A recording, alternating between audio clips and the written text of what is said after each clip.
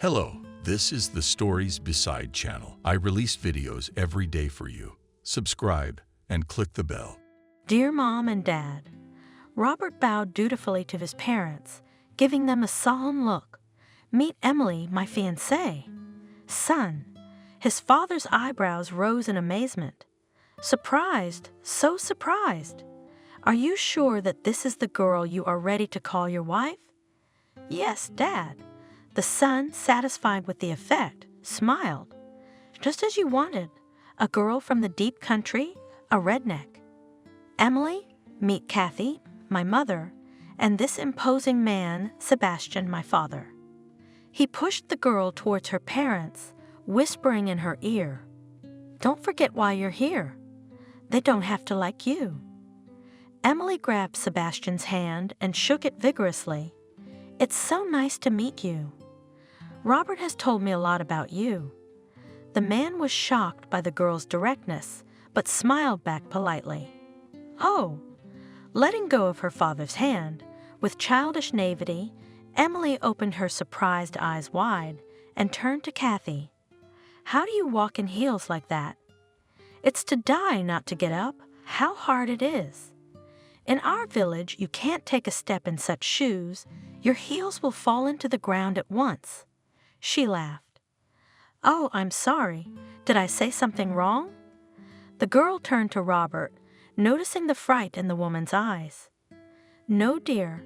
The guy put his arm around the bride. "Everything is fine. It's just that my parents didn't expect to see us together today, so they can't come to their senses yet." Emily waved her hand and laughed. "We have everything simple. Everyone goes to visit each other when they want, and I heard that you have to make an appointment in advance, almost to make an appointment."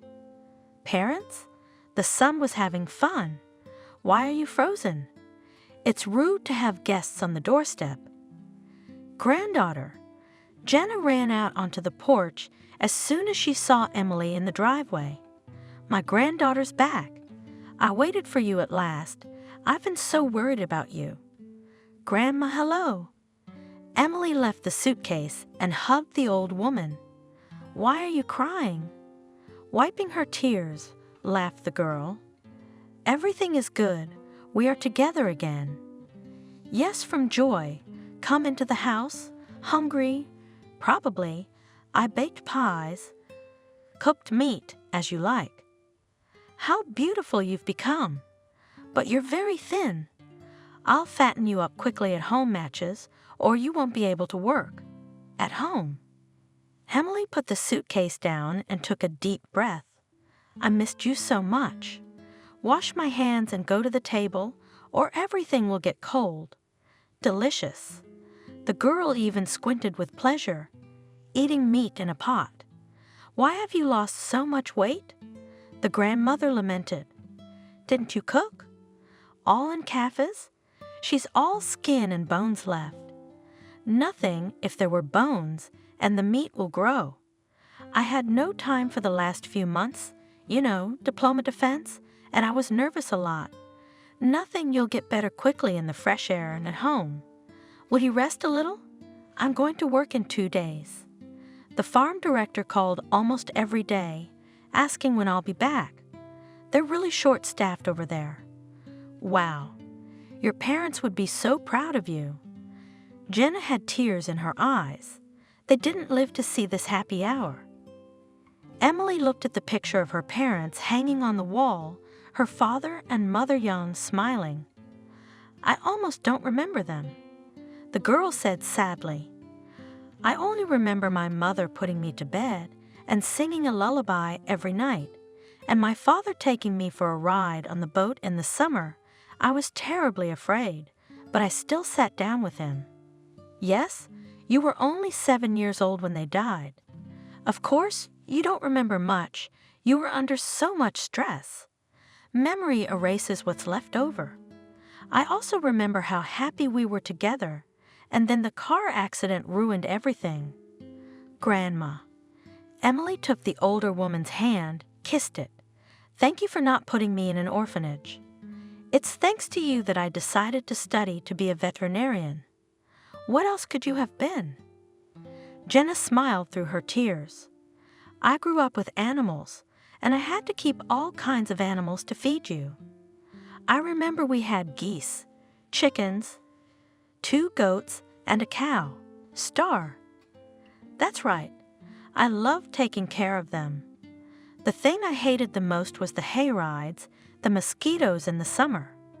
Remember when you used to pick up stray animals? Treating them, nursing them back to health. Provided the neighbors with kittens and puppies. Where are our cats, by the way? Why don't you see them? Where would they be? Out on the street. They don't know you're here yet, or they would have come running long ago.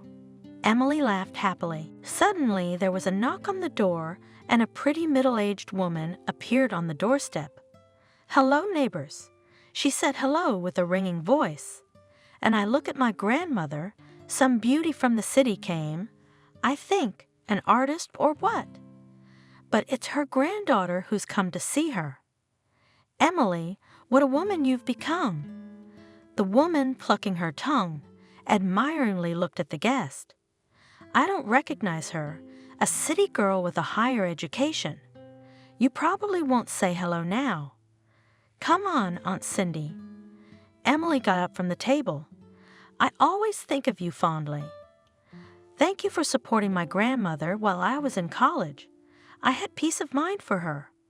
Come and have dinner with us, Cindy. You don't have to stand on the doorstep. You know you're always welcome. Thank you, I'd like that. Did you wait for Jenna? To think what a strong girl you've got.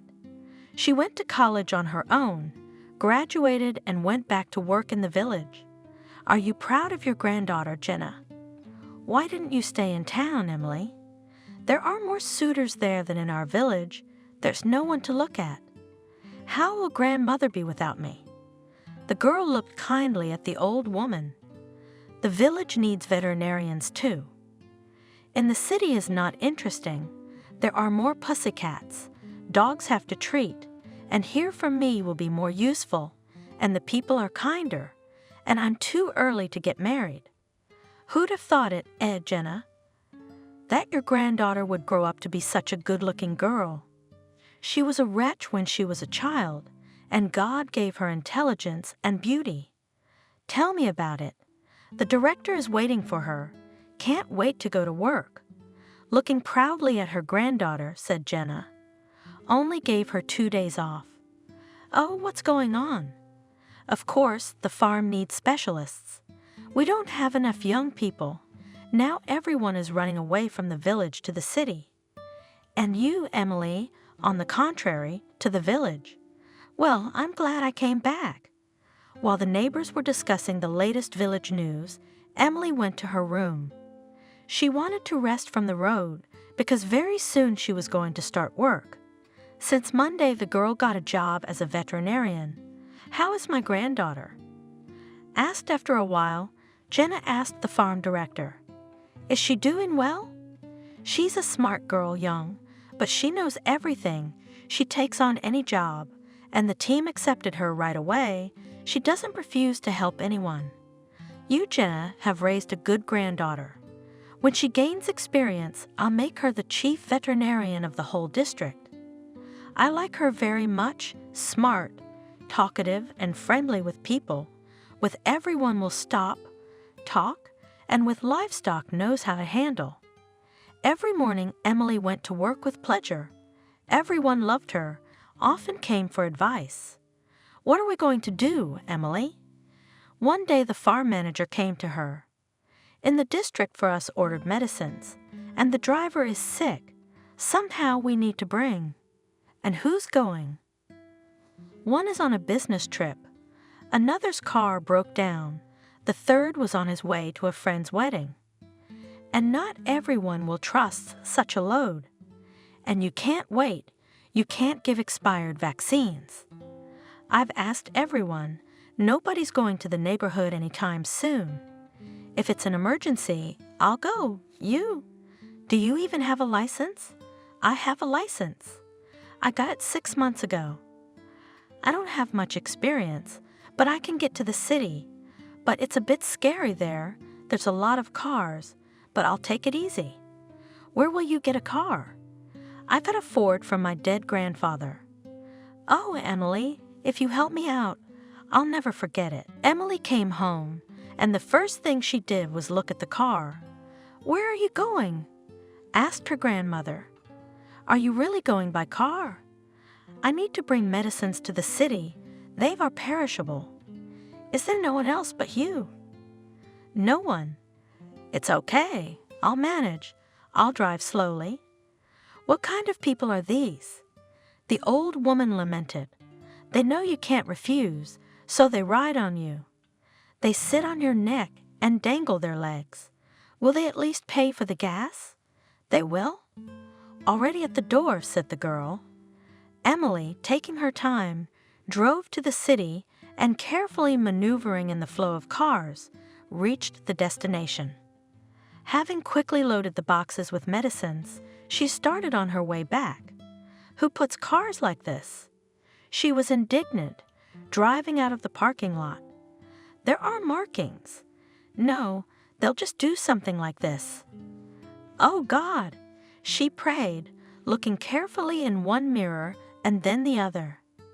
Help her get out of the parking lot without hitting anyone. She was about to pull into the driveway when she heard a screeching sound. Oh, my God! The girl shrieked. I've hit her. I'm dead. Not alive, not dead. She struggled to get out of her car to see what she had done. A guard was already running toward her, and he didn't look like a good guy. Oh, shit! He shouted from afar. What have you done? Who taught you to back up like that? Where did you learn to drive like that? I was driving normally. Emily had tears in her eyes. It's so crowded around here. You must have bought a license. The man was indignant. Where were your eyes? Were you putting on lipstick or talking on the phone? Do you realize how much money you're in for? To ruin a new car, you have to be such a teapot. I didn't realize I was getting too close to her. What am I going to tell the owner? He put it here on purpose, so that such headless people wouldn't park next to it. But no, you brainless chicken. Stop insulting me. I admit I'm guilty. I'll make it up to you. Of course you'll confess. Now you'll have to figure out where you'll get the money to pay for the repairs. How much do you think they'll charge? Are you stupid? Look at the car. You can't even dream of this kind of money. The guard dialed the number of the car's owner. I'll have to work half my life to pay him back. Robert, come to the parking lot, please. We got a problem here. What's wrong? An anxious Robert approached his car. Look what this lady did. The guard pointed to the scratch that marred the shiny side of the expensive foreign car. How's that? I left my car here on purpose so that it would be looked after 24 hours a day. I pay a hefty monthly deposit, and you didn't see it. I'm sorry, Robert. The security guard was making excuses. It's not my fault. How can you drive a wreck like that?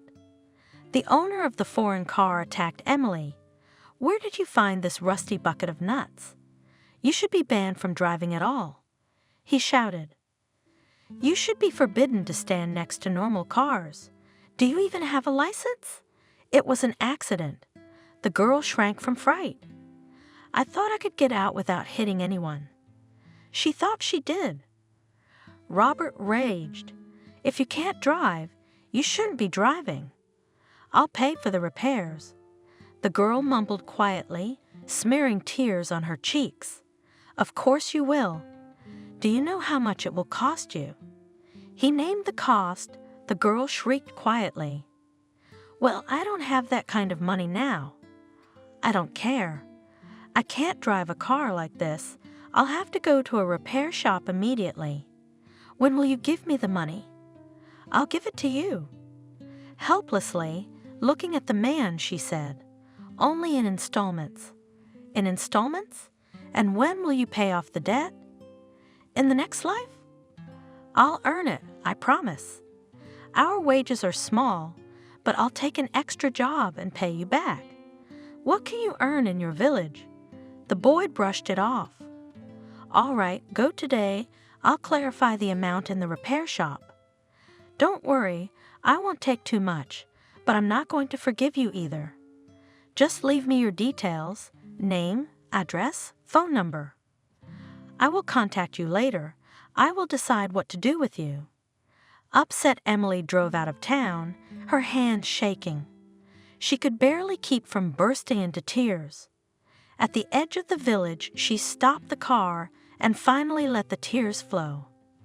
All of them. The girl tried to pull herself together. "Grandma mustn't guess that I'm in trouble. I'll take care of it myself." She looked at herself in the mirror, wiped her tears, took a few deep breaths, and started the car. But Jenna's heart already sensed something wrong. She went out to meet her granddaughter. "Why are you so late? I was beginning to worry." The old woman carefully looked at the girl, and she carefully hid her eyes. "Were you crying?"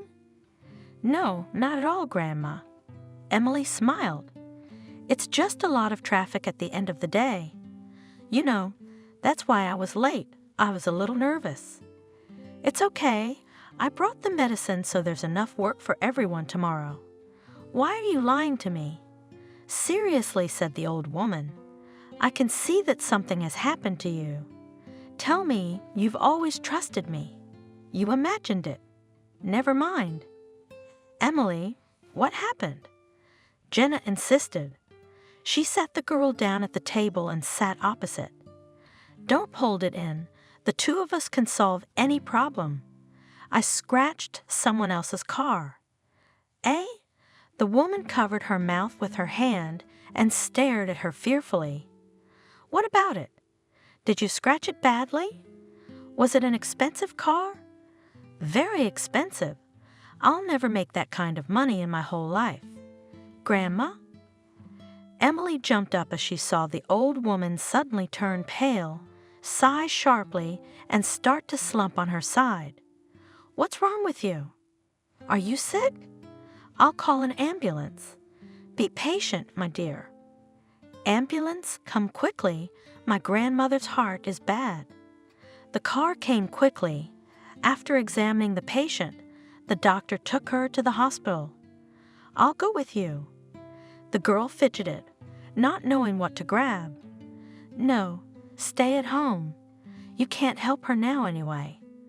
Come back tomorrow, but in the meantime, pack her things, put everything she needs. Jenna's been taken away. It's my fault." Emily berated herself. She paced from corner to corner, biting her lip nervously. She shouldn't have told her about the accident. Her heart was weak as it was, and now she'd learned about the repair bill, and it had finally brought her down. "I wish everything would be all right. And the money I'll collect, I'll persuade the owner of the foreign car to wait, so that he is not a man or what. You can see he's rich. He thinks this amount is a trifle, but for us it's a fortune." That night she almost did not sleep, barely waited until morning, canceled her work and went to the hospital. "Grandma."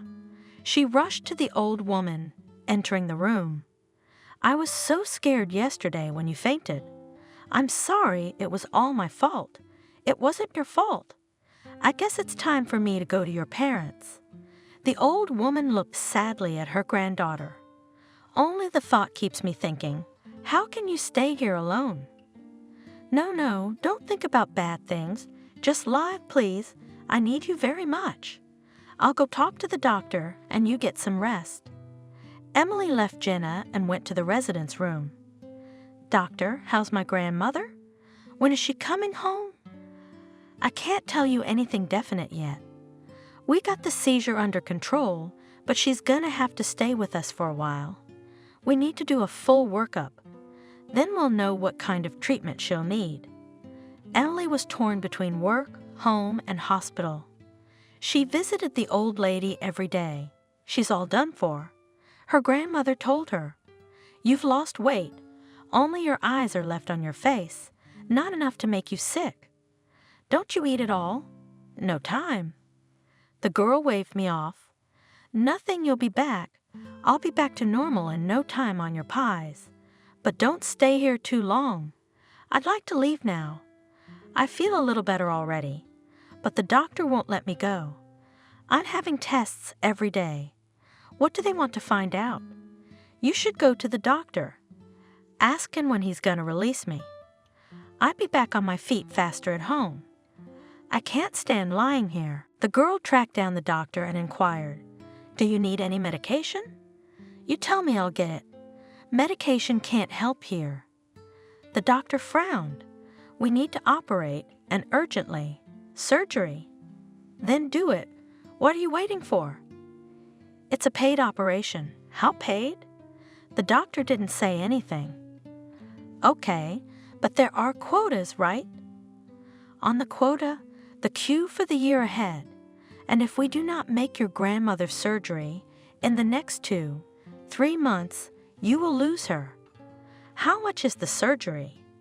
The doctor wrote down the amount on a piece of paper and silently handed it to Emily. "Where are we going to get such money?" exclaimed the girl in despair. "Is it impossible to do anything? There are some foundations that help to find money. There are funds, but they tend to help the young and your grandmother. Excuse me, age. What am I supposed to do?" Emily cried out of desperation. "Don't give up. Your grandmother doesn't need the extra worry right now, and look for money. I don't know. Borrow from someone, take out a loan. Without surgery, how long can she live? Until the first stress. She's in mortal danger from any kind of excitement right now. Can you keep her from worrying? No. Think about it. Surgery is the only thing that will help her." The girl returned home, completely powerless, lay down in bed without undressing. She opened herself up with a blanket and sobbed into her pillow. "I'll never find that kind of money," she read.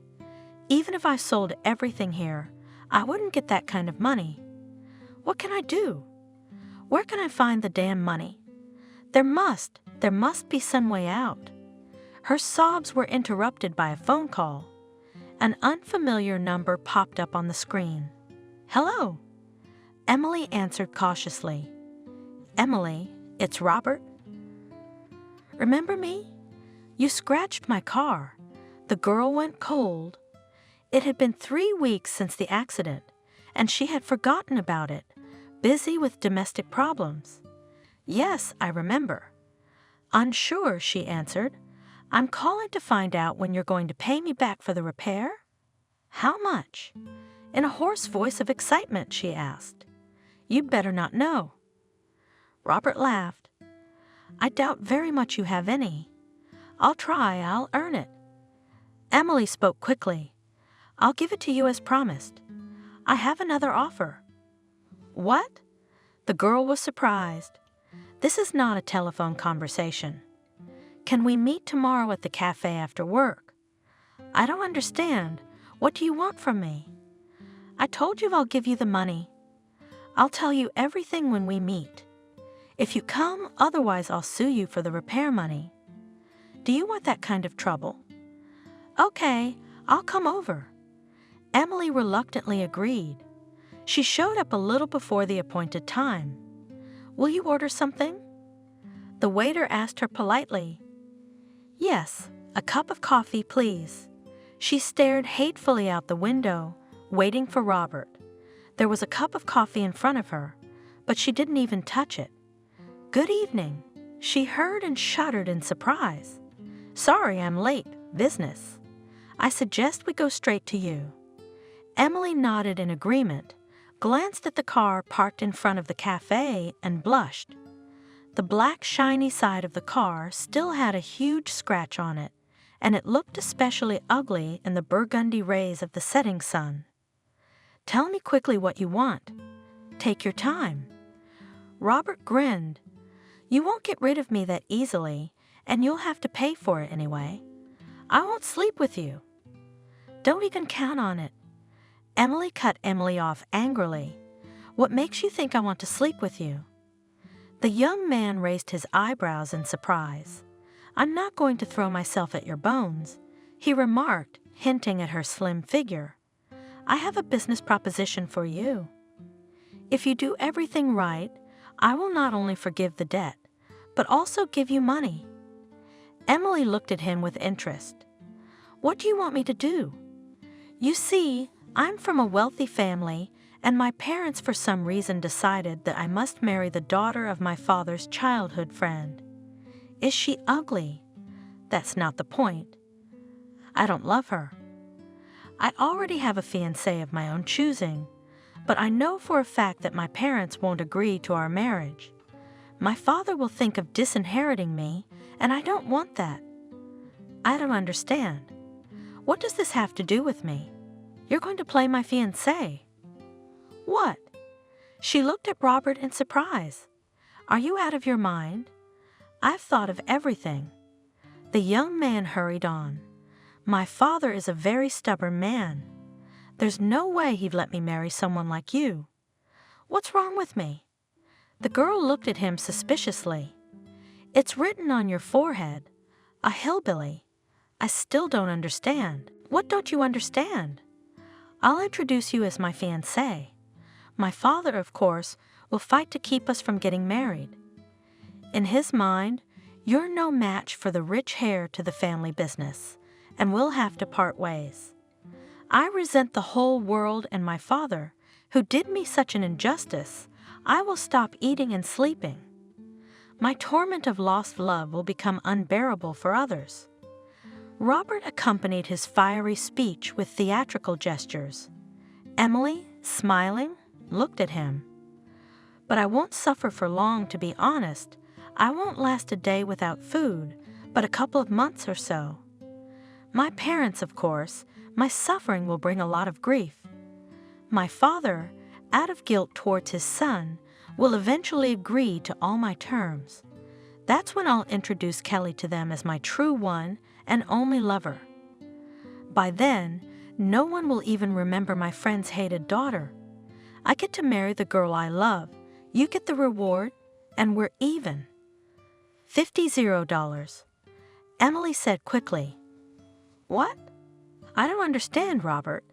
I want $50,000 and not a dime less for helping you. The girl repeated firmly. Robert looked at her dumbfounded and even coughed, choking with indignation. Aren't you confused now? Actually, you still owe me for the repair of the car. Isn't it too expensive for your services? I didn't expect that. You look like you're doing the right thing.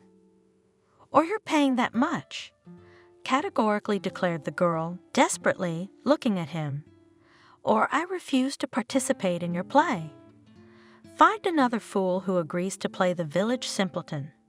I'm sure she'll cost you more. It's none of my business, of course. But why do you need so much money? Where are you going to spend it in your village? As you rightly said, it's none of your business. Emily squeezed her eyes shut, not letting the tears escape. It's not for me. My grandmother urgently needs an operation. This money is for her. If I don't find this amount of money soon, she could die at any moment. I have no choice. Robert hummed, hesitated for a moment, then waved his hand. To hell with you. You'll get your $50. When are we going to meet the parents? The girl sighed with relief and answered, the day after tomorrow. Well, Robert said cheerfully and held out his hand to Emily. Shall we make a deal? Deal. She held out hers in return. I'll be there to pick you up, ready when you are. I'm on my way. Are you ready? Robert called at the agreed time. Ready. Looking back at the old woman, the girl replied in a whisper. The grandmother slept in her room. Emily went in from time to listen to her breathing. Just stop the car on the outskirts of the village. I don't want Grandma to see you. Why not? The young man was surprised. I don't want to worry her unnecessarily. I can't lie, and telling the truth would kill her. I got it. I'm already here. I'm waiting for you. I'm on my way. Emily hung up. "Grandma?" The girl peeked into the room. Jenna opened her eyes. "I've been invited to visit here. Will you be alone?" She looked at her guiltily. "Oh, how nice, of course I will." The old woman was happy. "Though, have some fun at least. Why should you stay at home with a sick old woman? Your business is young. Are you feeling all right? Don't worry, you'll rest at least. You're exhausted. I see. If you need anything, call me immediately. I'll be right over." "Okay." Emily kissed her grandmother. "Go with God, my dear." Robert looked with interest at the girl who was hurrying along the road. Yes, she was dressed, to put it bluntly, out of fashion. The young man thought to himself, "The dress is simple. They don't wear such clothes nowadays, only for the village. It's good that it's not up to her heels, but her legs are nice, and her hair is gorgeous. She should go to a good master. He could make a princess out of her." Emily, feeling his gaze on her, fixed her hair in embarrassment. Usually she put it in a tight braid so it wouldn't get in the way at work, but today she left it loose and slightly curled the ends. "Don't you have another dress?" asked Robert when the girl got into the car. "What's wrong with my dress?" "I'm sorry. Famous brands do not sell in our stores, and I don't have the money, as you know. I don't have. Besides, I'm supposed to play a hillbilly, and we have our own fashion. We can't keep up with you city folk, can we?" "Okay, no offense," peacefully said Robert and started the car. "It suits you." "Let's go." And he started the car. "Now listen to me. You have to create the image of a country girl who is dead set on the major. Sleeping and seeing how to marry me off so you can get a city license. Your parents can't guess that you've got a college degree under your belt. Let them see you as a poorly educated, uneducated girl. It's gonna be tough. It's okay. For 50,000 you'll work hard and you'll play it right. Remember, you have to scare them, push them away. Don't say or do anything to make them feel sorry for you or, God forbid, sympathize with you." "We're here," Robert announced, stopping the car outside the 3-story mansion. "Have you memorized everything?" "Yes, I'll try to play my part well." The young people walked into the house. Emily was worried. "Robert, at last, we've been waiting for you." Mother was the first to rush out to greet them. "Dear Mom and Dad," Robert bowed dutifully to his parents, giving them a solemn look. "Meet Emily, my fiancée." Emily was shy, sunk her gaze and remained silent, a light blush playing on her cheeks.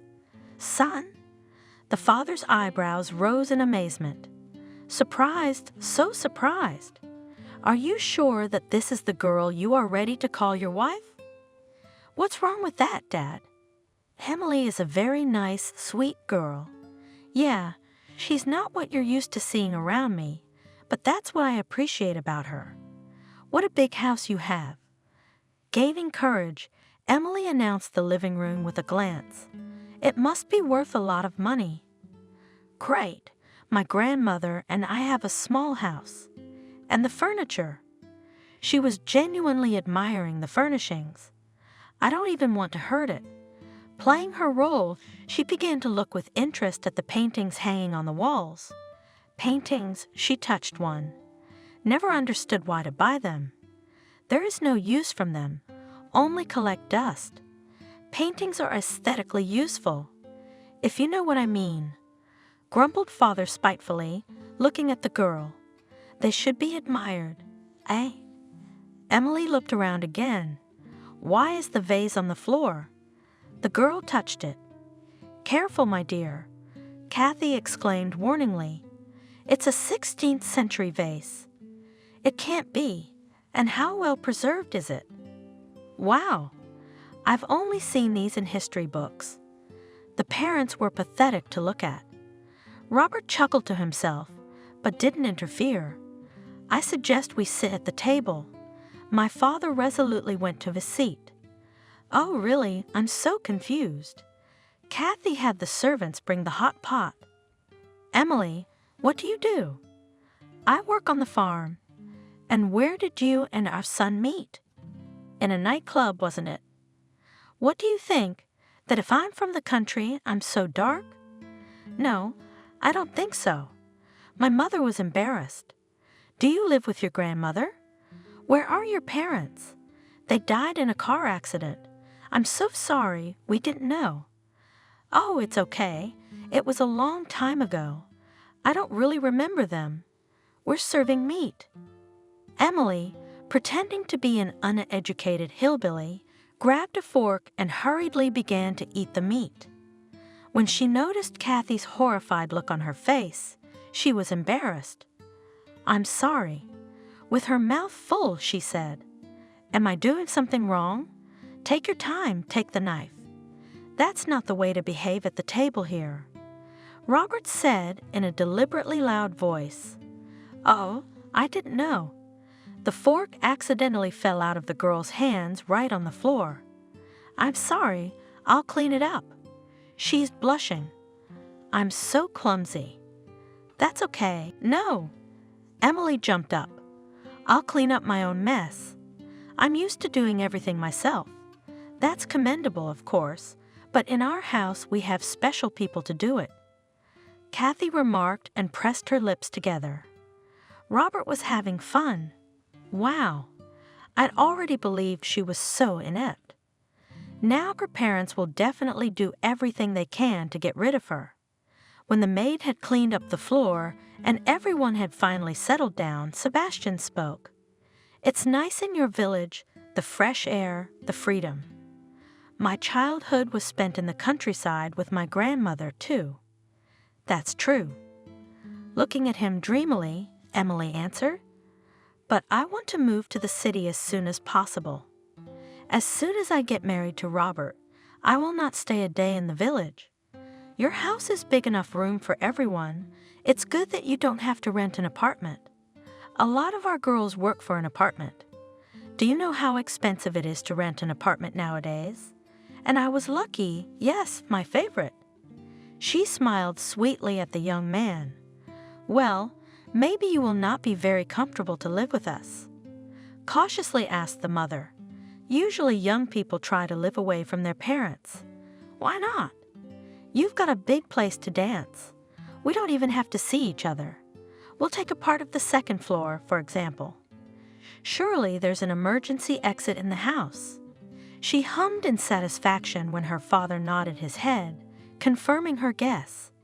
But our villagers will have one when I tell them what a fancy house I'll be living in. Even having a baby won't be a problem. Robert will hire a nanny, and we've put them in a separate room next to you. Oh, I love it here. I'd move in right now. Too bad Grandma will be alone. Maybe you have a room for her, too. We'll find a room for her. Oh, we'll all live here. Robert realized from the confused look on his parents' faces that it was time to end the show. He was afraid of overdoing it. I'm sorry, he said, rising from the table. But we should get going.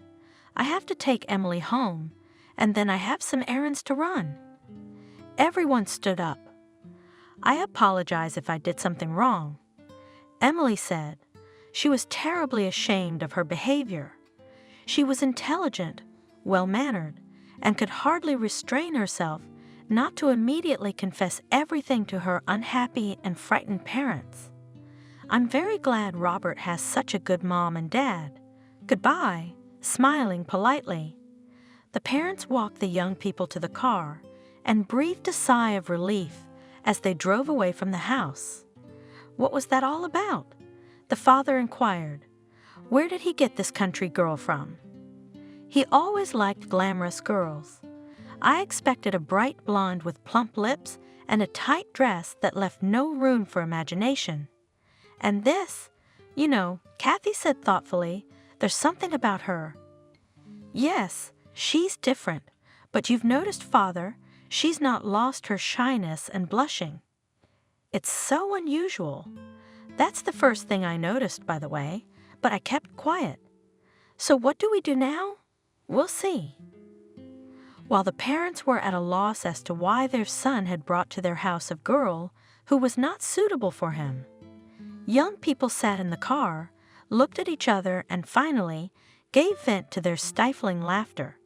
"You're so imaginative." Robert laughed. "I almost didn't believe that you were really so ill-mannered and that you were using me to get out of town.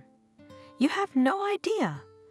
Laughing to the point of tears, said Emily. "How ashamed I was to behave like that. I'm not like that at all. And there are no such people in my neighborhood. I just remembered the heroine of some show and copied her behavior.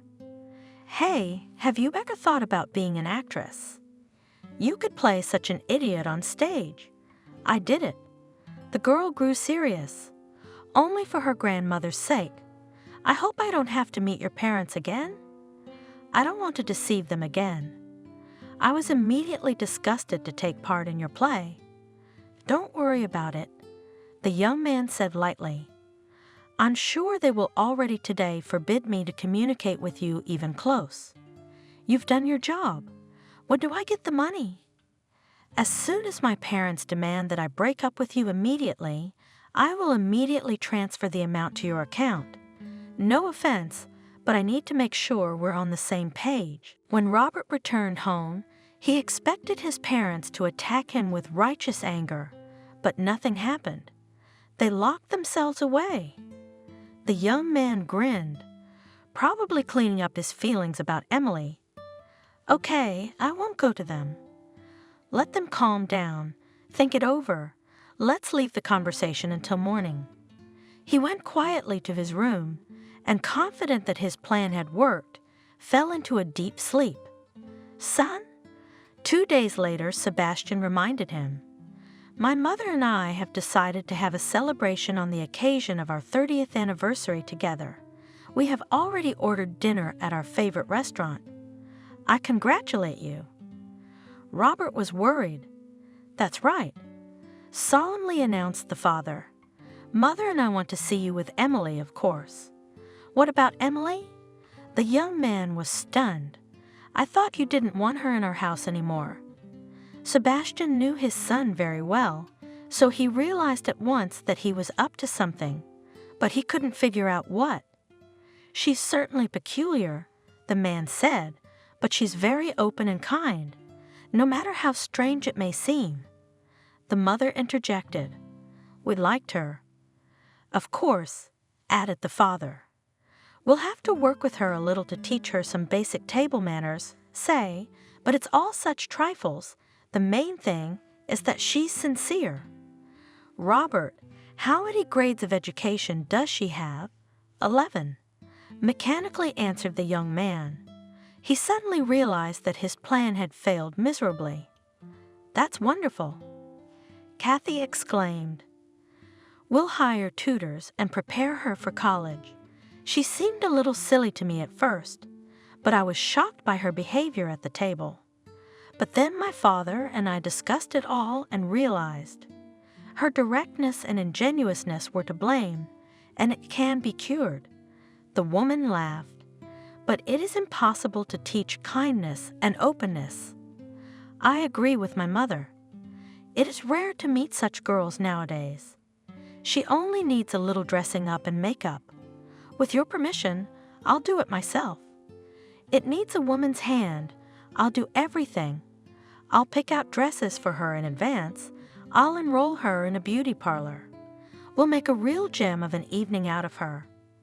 "I think," discreetly, Robert remarked, "she won't agree to go to the beauty parlor with you, and she won't accept the dress. You don't know girls. They're ready to store all day long. And you don't know Emily," parried Robert. "What a bastard!" he thought angrily. His insides were boiling with indignation. "It seems my plan has really failed. I've missed something. But I won't give up so easily." As he left the house, he immediately started calling Emily. "They like you." He boiled. I didn't expect them to like you. They really believe that you are my fiancé. Who's here? Emily asked, nodding her head at the young man and girl who had entered the room. This is my friend David. Shit. Robert cursed. What bad timing. David? Kathy smiled. Why are you dear late? The woman picked up the young man with one hand and the girl with the other and led him over to Emily and Robert. You probably haven't met Emily yet, have you? This is our son's fiancée. He has kept her so carefully hidden from us, he's no good. The girl saw David's eyes open wide in surprise. He had already opened his mouth to say something when Robert interrupted his friend. David, I have something urgent to discuss with you. Shall we? Explain what's going on. David stared at him in bewilderment. Who is this girl? And why is your mother calling her your fiancée? I thought she was your fiancée, Kelly. What, did you trade her for this one? He nodded his head toward Emily and wrinkled his nose. I don't know how you could get involved with her and bring her here. Are you out of your mind? Shut up. Robert stopped his friend. It's not what you think. And he told me about the bride his parents had set him up with and the pact with Emily. So she's making this play in front of her parents just for the money? Yes, and I'm begging you not to tell anyone, especially Kelly. She can't know anything. Swear you won't say anything. I swear. Promised David. But I don't suppose your mother would mind a bride like that, would she?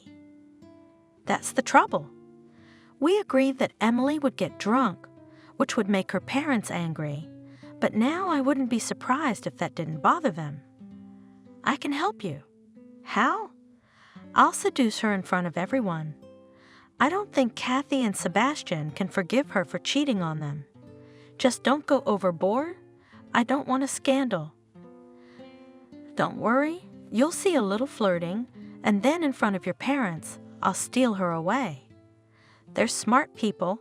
They'll know why we're going to be alone. How do you like that idea? It's not a bad idea. Robert said hesitantly, Will my fiancée fall for it? Maybe I should warn her. Let her play along. Absolutely not. It has to look natural. Are you questioning my ability to seduce girls? With a conspiratorial wink at his friend, David headed over to Emily. Emily? He decided to take the bull by the horns. You're adorable. May I have this dance? Oh, she was embarrassed and looked anxiously back at Robert. I can't dance. Oh, that's all right. We'll fix that. In fact, I think Robert will mind. I'm sure he wouldn't mind if I entertained his fiancée a little. I can see you've been bored. He put his arm around her and led her to the dance floor. David put one hand on her back and the other below her waist. I don't like you hugging me too frivolously, Emily said sternly to her partner. She was already drunk, but she realized that her friend Robert was up to something indecent. Come on, roughly said David right in her ear. I know everything. You don't have to pretend with me. I can see right through people like you. Robert, I know you're easily seduced, doll, and your fiancé's parents must realize that, so you'll have to play along. I'm sure it won't be too hard for you, though. Robert's not your first hookup, is he? Come on, give me a big hug. If you start getting handsy. She gave him a threatening look, Emily. I'm not responsible for myself. I might punch you. I doubt anyone can stop me from doing that. We have to look natural for my friend's parents to believe that you're just a corrupt wench and can get carried away with anyone, especially when drunk. I've seen you with a glass of wine, and Robert's parents saw it too. Now I'm gonna have to kiss you, so let's not disappoint them. Just try it. With indignation, she gritted her teeth. You'll have to be patient, otherwise no one will believe that you are easy to seduce. With these words, he sank his lips into hers. And now the next act of the play awaits the audience. It's time for us to get some privacy." Emily swayed slightly, not firmly followed David, accompanied by the perplexed looks of Robert's parents. Emily didn't care what they thought of her. In the morning, she opened her eyes with difficulty. Her head ached and her mouth felt as dry as the Sahara. She struggled to get out of bed and went to the kitchen. She drank a glass of water and looked into her grandmother's room. "Why are you lying down?" she asked her. "Are you sick? Maybe an ambulance? What's wrong with you, granddaughter?" The grandmother asked anxiously. "I've never seen you like this in my life. Why did you get drunk? I was so scared when they brought you in the car. You didn't look like yourself. Disheveled, I couldn't say a word. I had another heart attack, and today I can't get up. I'm sorry, Grandma, for upsetting you. I'm so ashamed, really. Why did you do that? Did I teach you to do that? And it's so embarrassing in front of the neighbors.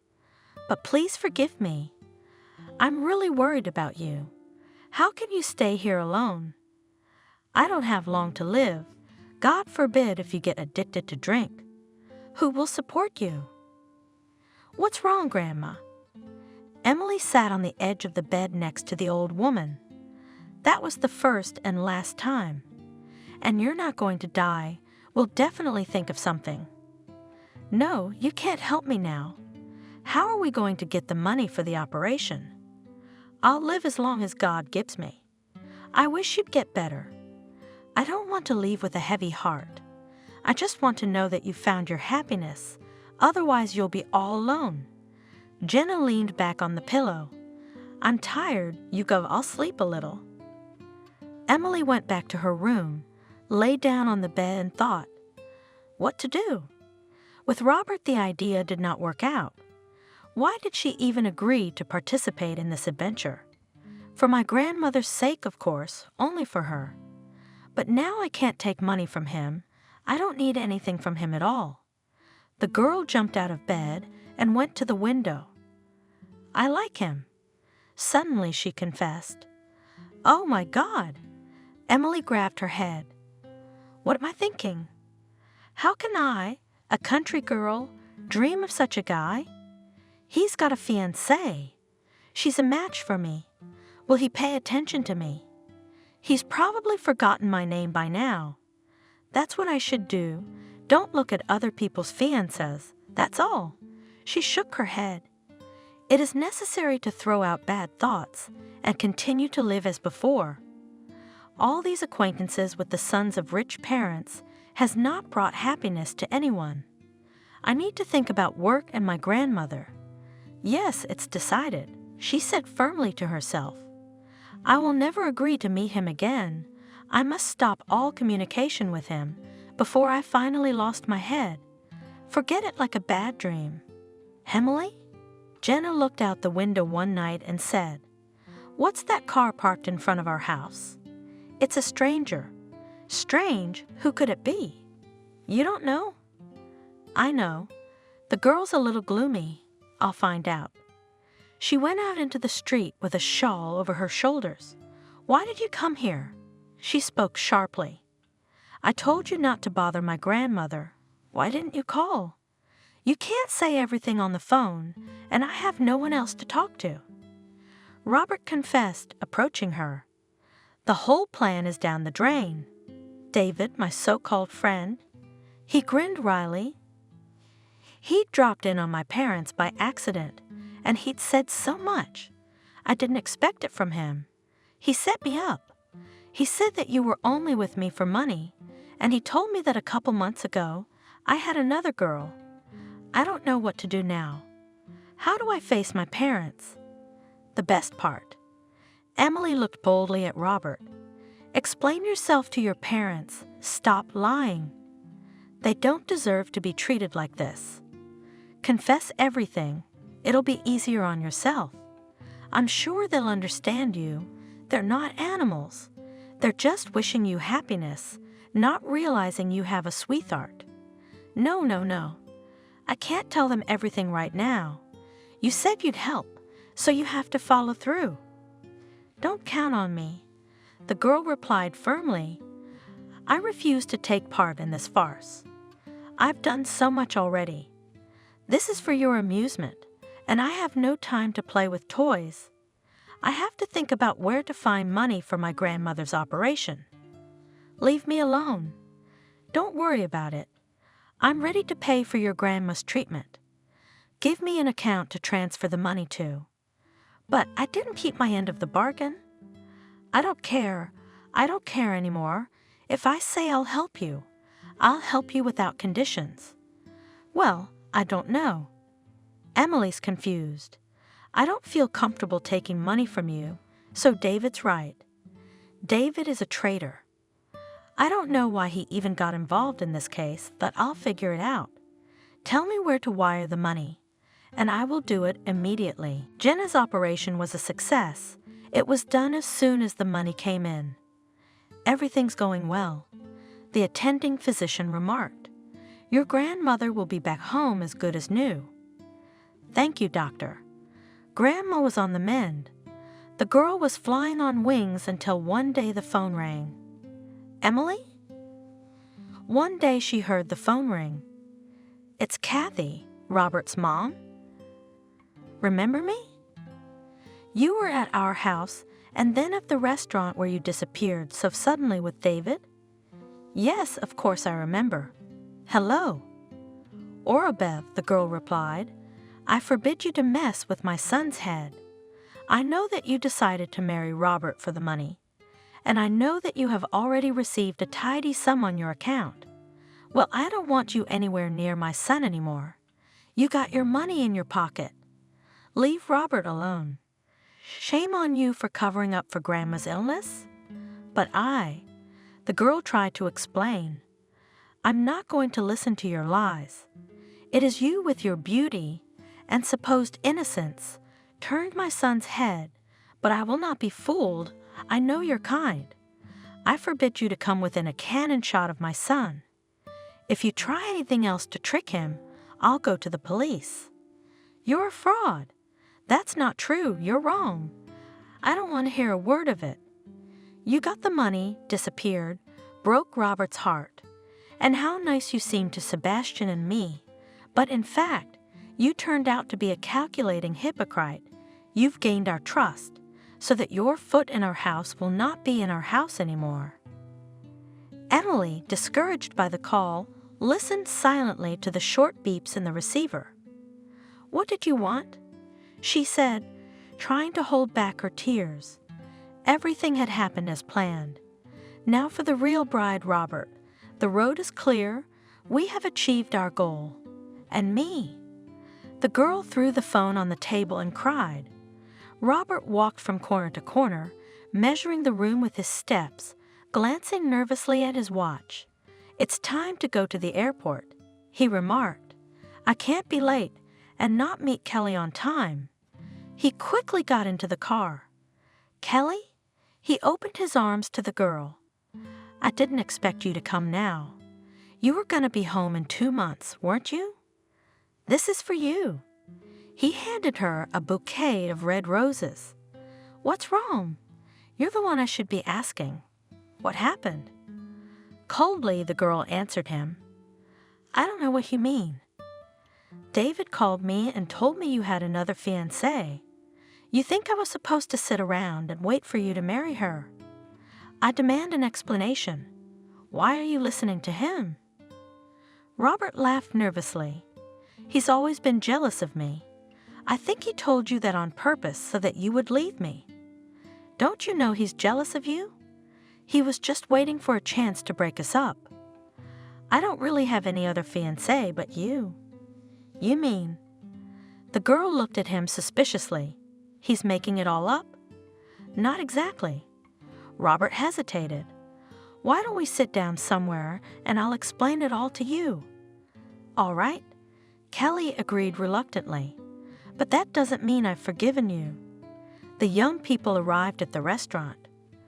Robert ordered dinner. "Look, I did it for us. My parents have the idea of marrying me off to the daughter of a friend of my father's. They wanted to boost business, but they forgot to ask me if I wanted to marry her. What was I supposed to do? I came up with a plan, and Emily came along. Oh, so the girl David was talking about was a girl? I'm not saying no. She must have turned my parents against me. They would have forbidden me to marry her. I would naturally be in inconsolable grief for some time, until my father relented and gave me permission to marry the one I had long considered my fiancée. You do not deceive me. Kelly looked at him jealously. Was it all like this? Of course it was.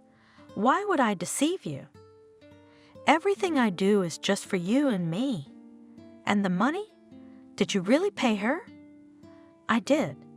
She kept her end of the bargain, but most importantly, the plan worked, and now I can introduce you to your parents. When were you going to tell me all this? I was expecting you in 2 months. I couldn't have said anything over the phone. You wouldn't have talked to me. Now do you believe that I didn't cheat on you?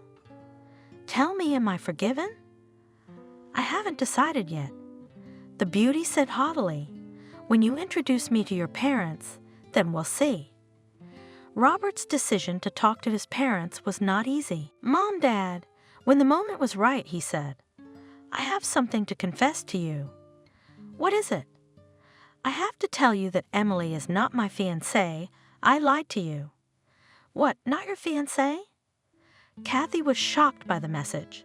Then who is? I met her by accident. She scratched my car. Since she didn't have the money to fix it, I offered to help her out a little. What kind of game are you playing? Dad frowned. I don't want to marry the girl you insist on marrying. In fact, I have a fiancée, and I love her very much. Wait, so everything that's been going on here lately is a hoax, an act? The mother looked at Robert in confusion. And who is this girl really? Her name is really Emily. She really lives in the countryside, but she has a college degree. She is a veterinarian. But she pretended to be your fiancée for money. She did it to save her grandmother, not for profit. Her grandmother needed heart surgery, so we made a deal. She helps me, and I help her. Do you realize I said some pretty nasty things to her on the phone? Kathy, pale as chalk, was furious with her son. I accused the poor girl of God knows what, and I didn't even give her a chance to defend herself. What position have you put us in? For God's sake, tell me, how is she doing?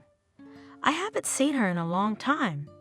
But have you even tried calling her? Many times, but she doesn't answer and ignores my messages. Why are you doing this, Robert? Sebastian looked angrily at his son. Couldn't you have come and told her you didn't want to get married? I couldn't. Robert was desperate. You've been running around with that bride of yours like a piece of paper, praising her, telling everyone about your upcoming wedding. What would you say to me, Papa, if I came and said I didn't want to marry that girl? I wanted to marry this girl. Would you have listened to me?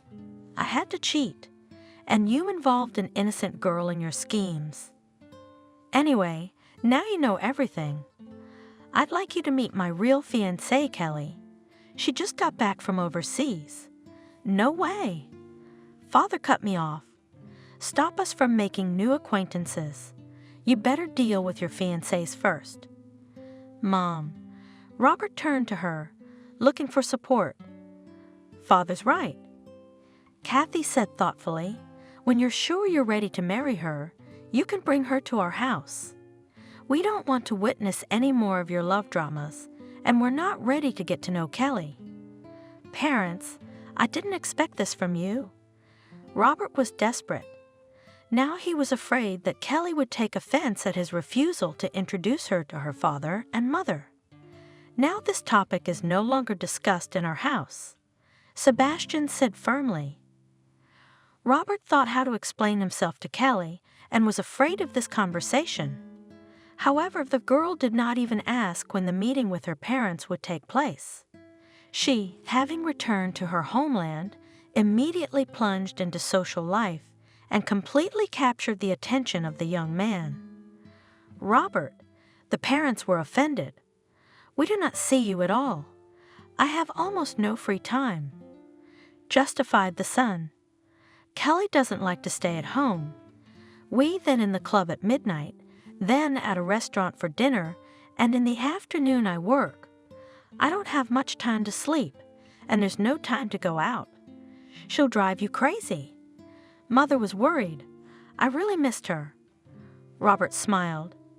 Even a minute without her seems irretrievably lost. The young man was being sly. He did not want to admit that the relationship with his beloved was not so cloudless. "Kelly, I'm so glad you're here," he said, admiring his bride. "I'm glad too." She pouted her lips. "But do you know what it cost me to cancel my contract?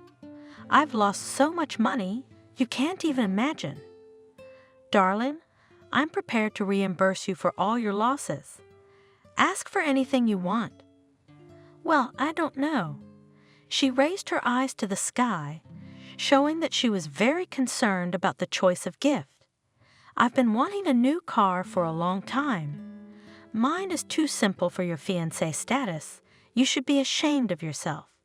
She wagged her finger playfully and winked slyly at the young man. "For having such an old model of car. Okay, let's go to the car dealership tomorrow and buy the one you want." "Honey," Kelly squealed, "you're such a sweetheart. I adore you. This is gonna be the best present ever. I'd forgive you anything for it." The next day they went shopping. "I want this one." Kelly pointed her finger at an expensive SUV. "Why do you need such a huge car?" Robert tried to talk her out of it. "Why don't we find you something more feminine? Just say you didn't have the money." Kelly folded her arms across her chest and turned away from her fiancé. She'd always been cranky, but she'd never disliked that behavior before. Now, however, Robert found himself increasingly annoyed by her petulance. He glimpsed the manager, his face devoid of any emotion, but with a sneer in his eyes. "You gave $50,000 to some girl, and you spared me your fiancé. Why do I have to beg you for gifts? Explain. A real man never refuses his woman anything. Or maybe you've had enough of me. You know I'm not. Calm down, please. You don't have to make a scene here. I'll buy this car. If you like it so much, to please you, I'll take a star out of the sky. No offense." He kissed her on her cheek, which was blushing with annoyance, and nodded to the manager, who was watching the lovers with a nonchalant look. That evening they sat at a table in the restaurant and discussed the purchase. "Honey, I'm so grateful to you for this regal gift. I've already posted a photo of the car on my social media page. I've never gotten so many likes before. The phone does not seize, they call, asking when it will be possible to ride on my Swallow." "Listen, Kelly, I'm gonna need your help soon," interrupted Robert's enthusiastic exclamation. "I have a dinner with a business partner in 3 days. He'll be with his wife, and I need your presence. Darling, can you hear me?" He called out to the girl, who was deftly typing on her phone. "What?" She looked at the groom unhappily, reluctantly, breaking away from her occupation. "Eh? No, sorry, I cannot. Aren't you at all interested in what I do?" "Honey, it's so boring." She wrinkled her nose and looked at the phone again. "I'm sorry, I'm gonna have to leave." "Where?" "We haven't even had lunch yet. My agent texted me." Standing up from the table, Kelly said, "There's a casting call coming up. I can't miss it. I need new contracts. Bye, sweetie." She sent him an air kiss and ran off. "I think." The young man watched thoughtfully as his fiancée quickly got into the car, on the go, talking to someone on the phone. "Kelly, all you need from me is money." She had changed a lot since returning home. She used to be interested in the firm's business. And her temper tantrums, no, we've had fights before, but somehow it doesn't irritate me the way it does now. It feels like she's playing a role, and it turns out It's not sincere. Can't she still forgive me for Emily? It's my fault, of course, but she should realize that this whole stupid situation with the fake bride is long over. That evening, Kelly called Robert and said, "Honey, I'm ready to go out with your partner or whoever, but only on one condition. You give me a necklace. I bought a dress suitable for such a dinner, but my jewelry looks too plain with it." "All right." The young man immediately agreed. "We'll be sure to buy you a necklace. We'll meet at the jewelry salon tomorrow." My heart pricked unpleasantly. Emily would never put conditions on me. She would immediately agree to go with me. Stop! What am I thinking? The young man blushed involuntarily. How easy and simple everything was with Emily, how sincere and heartfelt she was. I had fun and freedom with her. I thought she even liked me. He involuntarily smiled, remembering the cute features of the girl's face, her long hair, simple dress, which sat well on her slender figure. The next day at the jewelry store, Kelly made another disgusted scene. "This necklace will not go with your dress." The saleswoman patiently explained to the girl, "You are thin, and on your chest jewelry will look bulky. Do you realize what you're saying? How dare you embarrass me in front of my fiancé? Who the hell do you think you are? You stupid, brainless chicken." Kelly was outraged. "No, how insolent is that? Robert, she just insulted me, called me skinny, and said that the necklace doesn't fit me." "Kelly," Robert said gently, trying to calm the furious bride, "why don't you look at another one? Just to compare. I think the salesman's right." "I get it." Kelly glared angrily. "You felt sorry for my money because I picked the most expensive necklace? And I didn't really want to buy anything from you guys. I don't want anything. And I'm not going to the appointment. Okay, that stupid sales girl just made me look stupid. But you, Robert, how could you question my taste? Can't I decide what kind of jewelry to match my dress? I'm sorry, my love. If you want, we can buy this necklace." The incident was over, but relations between the young people were getting worse. And more often at such moments, Robert thought of Emily and caught himself thinking that he missed her. "Son," Kathy asked me one day, "when are you going to introduce us to your bride? It's been so long. You don't say a word. Your father doesn't want to talk about it. And what can I do? I want grandchildren. Stop resenting each other. Are you and Kelly coming over for dinner tomorrow night?" Kathy made sure the table was properly set. "The cook has prepared a gourmet meal." "What are you doing here?" "It's like we're hosting royalty." A model, what a profession. Sebastian was angry with his wife. "I don't want to make a fool of myself," she told her husband. The girl lived abroad, accustomed to good cuisine. I wish I had hired a chef from the restaurant. However, our chef also knows a thing or two about food. That's my Kelly. Robert introduced his fiancée to the parents. The girl looked arrogantly at the owners of the house and gritted her teeth. "Hello, I thought you had a bigger house. Robert, he's been buzzing my ears about what a great house you have." "I think so." Sebastian replied discreetly. "There's plenty of room for everyone, but we're not going to live here anyway, are we, love?" She smiled at Robert. "I hope my future husband will buy a house for us. Can we go to the table now?" "I'm starving." Kathy replied confusedly. "Yes, come in. Everything's ready." Kelly looked at the table and sat down at the table. "I've lived abroad. They don't serve too many dishes. We didn't come here to eat. I can't eat too much. I have to keep in shape. I think it's very irrational to spend so much money on food. But I have men in my house," justified the hostess. "They are used to eating well. And you, dear Kathy." The guest remarked, It would be good to look after your figure.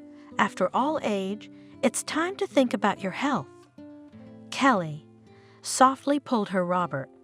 You're being defiant. What did I say? She shrugged. Every self-respecting woman should strive to keep young. Dads abroad do not make a cult of food. They watch out for health and appearance. Kelly is right, of course. Barely holding back her tears, her mother said, I do love to eat, and being overweight is ruining me. I actually think, the girl spoke again, it's much better to have these dinners in a restaurant. No dishes, no hassle around the house. I'm not going to spend most of my life in the kitchen. Robert and I will eat at restaurants. Can't we talk about something else? Dad broke the silence. When are you getting married? We haven't talked to Kelly about it yet. Robert was embarrassed. The wedding can wait. Kelly looked sternly at the groom. I've signed a new contract, very favorable and promising for my career, and I'm not going to lose it. What about the grandchildren? Kathy asked shyly. I was so dreaming that you would soon have a little one. Oh, she waved her hands. I don't even think about that. A baby would put an end to my modeling career. No way. No kids while you're young. The age of the model is short. When I'm closer to 40, I can think about children. And in general, diapers, cradles, it's not for me. Kelly's cell phone screen suddenly lit up. She quickly read the message. I'm sorry, but we have to go. She stood up. Honey, will you walk me out? All the way the young people were silent. When the car stopped in front of Kelly's house, the girl suddenly threw a tantrum. What kids? Are they out of their minds? How did your parents even think of having kids? You already promised I'd give them a grandchild. What makes you think I'm ready to marry you right now? I didn't promise anything, justified Robert, confused by his friend's sudden outburst of indignation. We were going to get married, weren't we? You've been acting really weird with your parents, insulting your mom. Why? Because I can't stand it when people make decisions for me. My career comes first, and I'm not going to turn down an opportunity to make a lot of money. I mean, you've been sparing me every little thing. I'm used to not giving up anything. I already lost a very lucrative contract because of you. I had to pay a penalty. So maybe we should just break up. It seems like I'm just a nuisance to you. Why are you being so adamant? Kelly, realizing she'd overreacted, tried to ease the tension. I'm not refusing to marry you. You know what? Without listening to her, Robert proposed, I'll buy you a plane ticket. Go, renew your contract. I don't think it's impossible. I'll even reimburse you for all your expenses. I've only just realized that we're not right for each other. You're probably right. Kelly was quick to agree. As long as you're paying for everything, I'm willing to break up. The quickness with which his now ex-fiancée accepted the payoff alerted Robert, but he didn't bother to find out what she was up to. His thoughts were already turned to someone else. Emily had gone to take care of her grandmother. The old woman recovered slowly after the operation, but the doctors reassured her that everything was going as it should. The girl had no time to indulge in sad thoughts, but sometimes she still gave vent to tears. Probably Robert had already married his model. Emily silently swallowed her tears, pressing her face into the pillow. What did you want? She asked herself. You're no match for him. Who is he and who are you? We should forget it, put it out of our minds. We could never be together anyway. Suddenly the phone rang. Emily shuddered, her heart racing, a ghostly hope flickering somewhere in the back of her mind. She jumped up, grabbed the receiver. It was strange. Who could it be?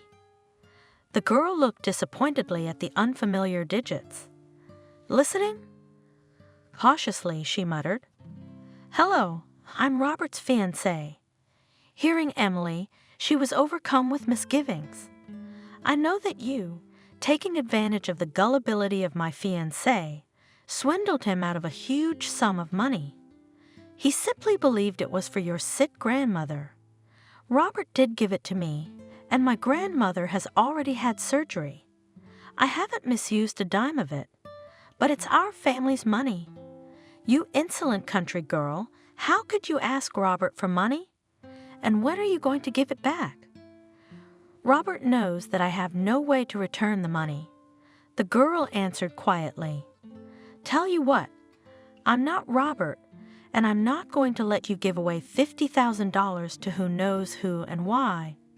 We're getting married soon. We need that money for the wedding, but I don't have anywhere to get it. Not my concern. I'll give you 3 days to pay me back in full, but I didn't borrow it from you. Robert and I will decide how to pay it back. I know how you'll work it out. He'll be too embarrassed to demand it from you. He'll prefer to forgive it. That's why he asked me to deal with you." "Robert did. Of course, he'd never do it himself, but I won't let him waste our money. You'll pay it all back, and don't you dare call my fiancé. He's not the only one who decides where to spend the family's money. I am the owner, so I expect the full amount in 3 days." Emily heard a short, ringing tone. Kelly hung up. The girl looked at the phone in horror. "Where will I find such money?" In despair, she exclaimed, "It's impossible to raise that amount in 3 days. Granddaughter?" She heard her grandmother's worried voice. "What's wrong? Grandma?" Emily, in tears, entered the old woman's room. "I don't know what to do. Robert's fiancé just called, demanded the money back, and gave me only 3 days to do it. What are we supposed to do? It's a disaster. It's easier to die than to try to pay back such a sum. Our whole village isn't worth that much." "Wait," Jenna stopped her. "What does this have to do with Robert's fiancé? If you took money from him, have you talked to him yet?" "No, she forbade him to call, said he couldn't ask me for it. So she took it upon herself to get us out of debt." "That's weird. That didn't sound like Robert at all." The older woman said thoughtfully, "Call him, ask him to wait, and then he volunteered to help. Something's not right here. Call him, let him tell you why he needs money so suddenly." Emily thought for a moment, then hesitantly dialed a familiar number. "Emily?" she heard. "Is something wrong with Grandma?" "Hello." "Grandma's fine. I'm calling to ask for an extension. We can't raise all the money in such a short time. You know my salary is small."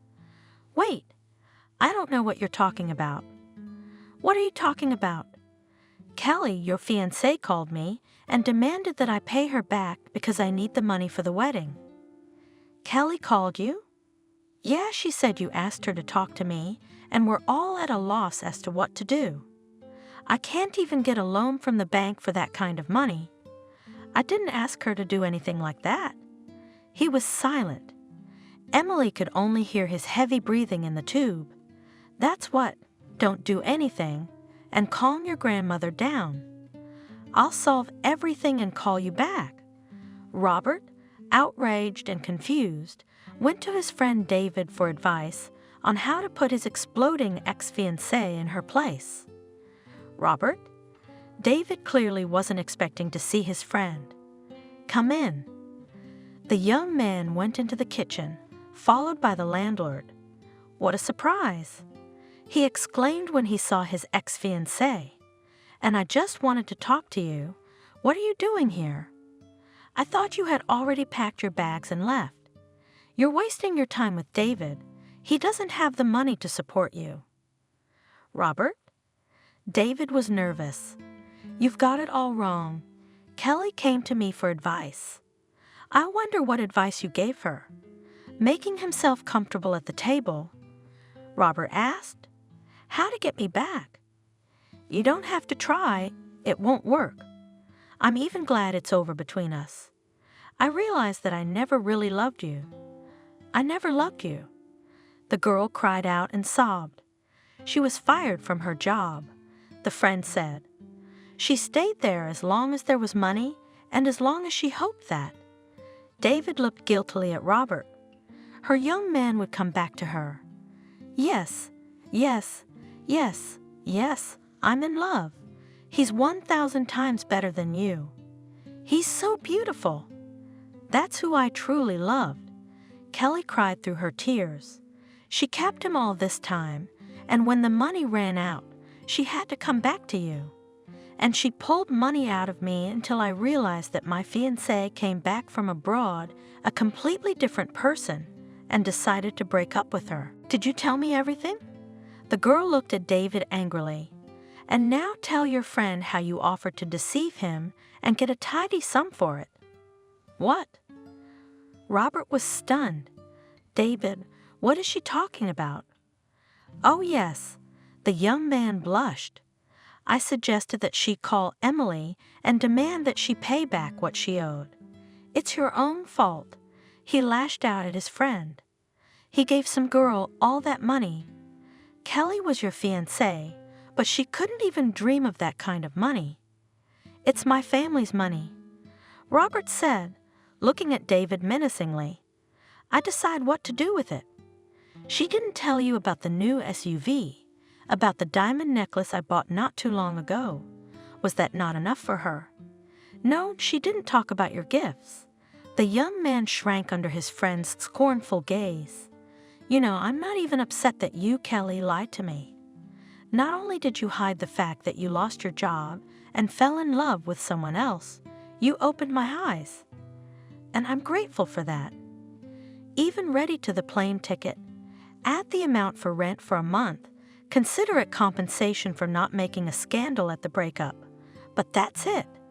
Let your lover support you now. Bye, guys." He got up from the table and headed for the exit. "Have a nice stay." "Robert, where are you going?" David asked him. "To a place where I am truly loved, not for money, just because I am me." The young man got into the car. All the way he smiled, imagining that soon he would hug his beloved. "Robert?" Emily jumped out into the street, noticing the familiar car. "What are you doing here?" "I came to see you," he answered simply.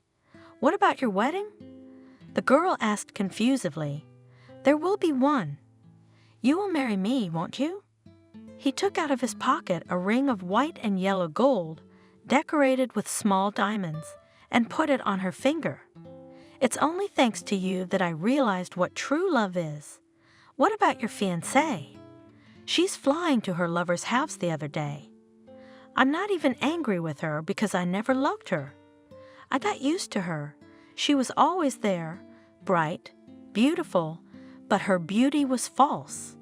You taught me to see a different kind of beauty, a soulful beauty. With you, it's like I've been cured of a serious illness. And now I stand before you and ask you to be my wife. Do you accept?" "Yes, I do. I love you." Emily threw herself on his neck, hugged him, and there was no need to hide her feelings. She looked at her chosen one with happy eyes. "I love you." Robert leaned down and kissed the girl. Jenna looked at them from the window and smiled. The elderly woman crossed the young couple 3 times and whispered softly, "God bless."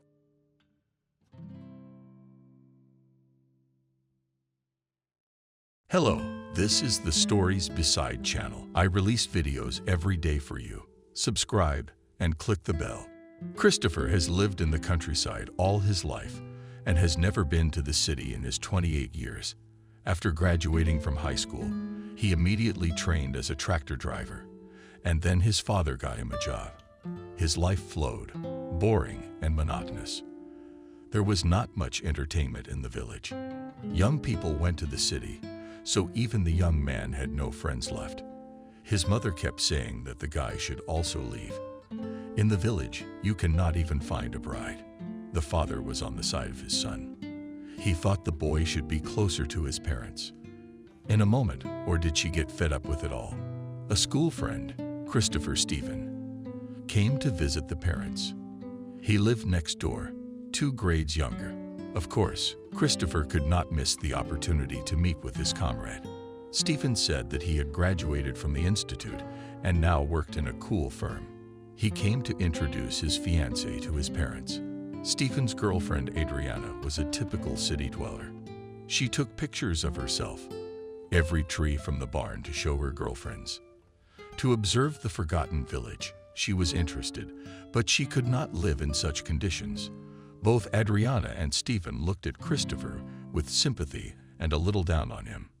He didn't seem as modern and advanced as they were. "Why are you stewing here?" Christopher Stephen asked.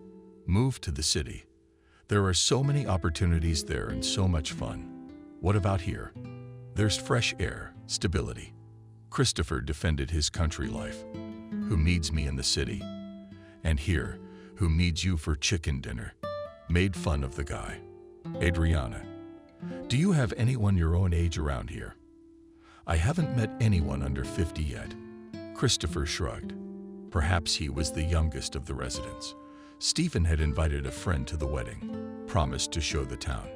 He assured him that after that Christopher would never want to go back to his old life.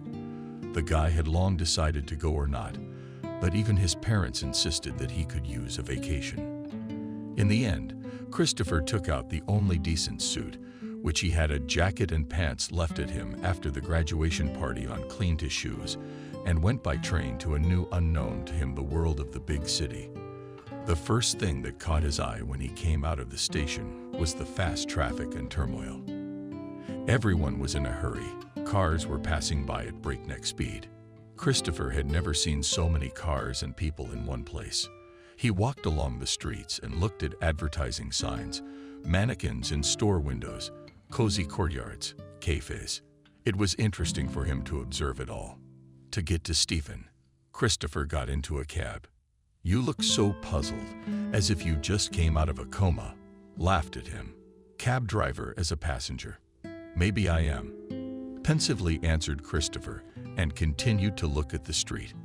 "I am the first time in your city. It's beautiful here. The city is like a city. Nothing special. Stores, eateries. That's all there is to it." The cab driver waved his hand. He went on to talk about the unnecessary number of shopping centers, that it would be nice if they made roads and so on. Was Christopher not listening to him? He was immersed in his emotions and thoughts. Suddenly he felt that this was his home, that he had nothing to do in the village. There he would only get bored out of his mind. Christopher wanted a normal family work, walks in the park. Christopher had only been in town for half an hour, but he knew he would be back here for good.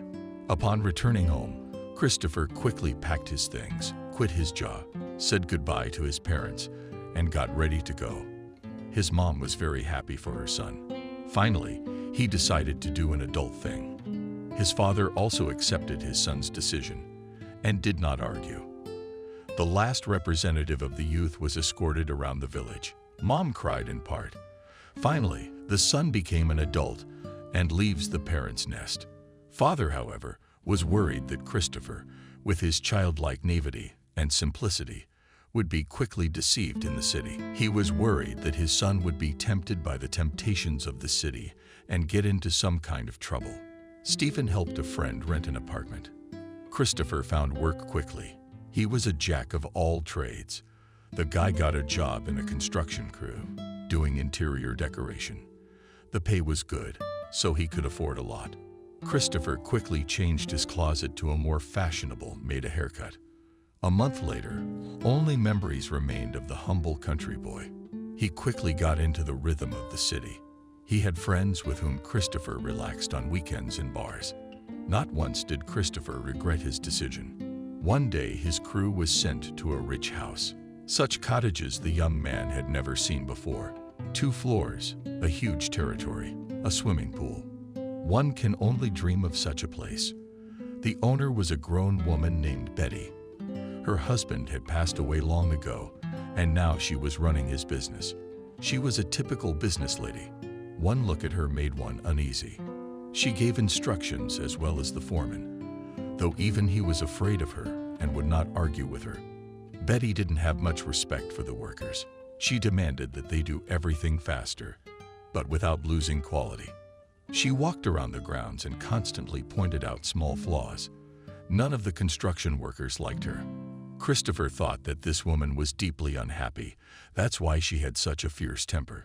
He felt sorry for her for some reason. One day, Christopher was laying tiles in the pool. It was a hot July day. The sun was beating down. It was unbearably hard to work under those conditions. But Betty had ordered him to finish the pool by the end of the week. So Christopher tried to get it done as quickly as possible without losing quality. "Would you like to sing?" a gentle female voice asked. Christopher looked up and saw a beautiful young girl. She was about 25 years old. She was wearing a light or not new dress, slightly developing wind, sandals on thin heels. Her hair was gathered in a braid over her shoulder. "I will not refuse," Christopher replied and accepted a glass of water from the hands of the beauty. When she leaned toward him to hand him the dress, he looked into her face. In appearance, she resembled Betty, but her features were softer and her eyes kinder. This was obviously her daughter. Apparently, she was not like her mother in personality either. She was attentive and very quiet. If Betty occupied all the space, the girl was quite inconspicuous. She spoke quietly and calmly. She spoke to everyone very meekly and respectfully. Several times during the day, the girl brought water, which was a lifesaver in this heat. Christopher noticed that sometimes he saw her silhouette in the window, and it seemed to him that she was looking at him, the fact that she offered only him a drink. He noticed it too. In the end, the guy pushed these thoughts away from himself because he did not think that such a girl could be interested in a simple worker. All the next week, the guy did not take his eyes off the beauty. He learned from his coworkers that the girl's name was Christina. She really was Betty's daughter. A lot of people noticed that she was showing interest in Christopher. She would offer him water or a cake. The boy was embarrassed by such a comment, but he was pleased. One day, he was about to go home after his shift. He heard a loud woman screaming. The sound didn't come from the house, but from the fence. There was no one around. Christopher was the last to leave. The girl ran in again. He decided to see what happened. Maybe someone needed help. The young man went around the fence and saw Christina surrounded by a whole pack of dogs. There were at least 10 of them. Each one bared its teeth in a vicious grin. Christina stood pale with fear, with the brick fence behind her. There was nowhere for her to retreat to. Christopher, not thinking long, looked around, found a long stick, and shouted loudly, "Get out of here." The guy walked straight toward the pack, waving the stick from side to side. Dogs are evil, or they were bailed out. But they were scared. One dog ran away first, and all the others ran away after him. "Thank you, rest," thanked Christina. "I have been afraid of dogs since childhood.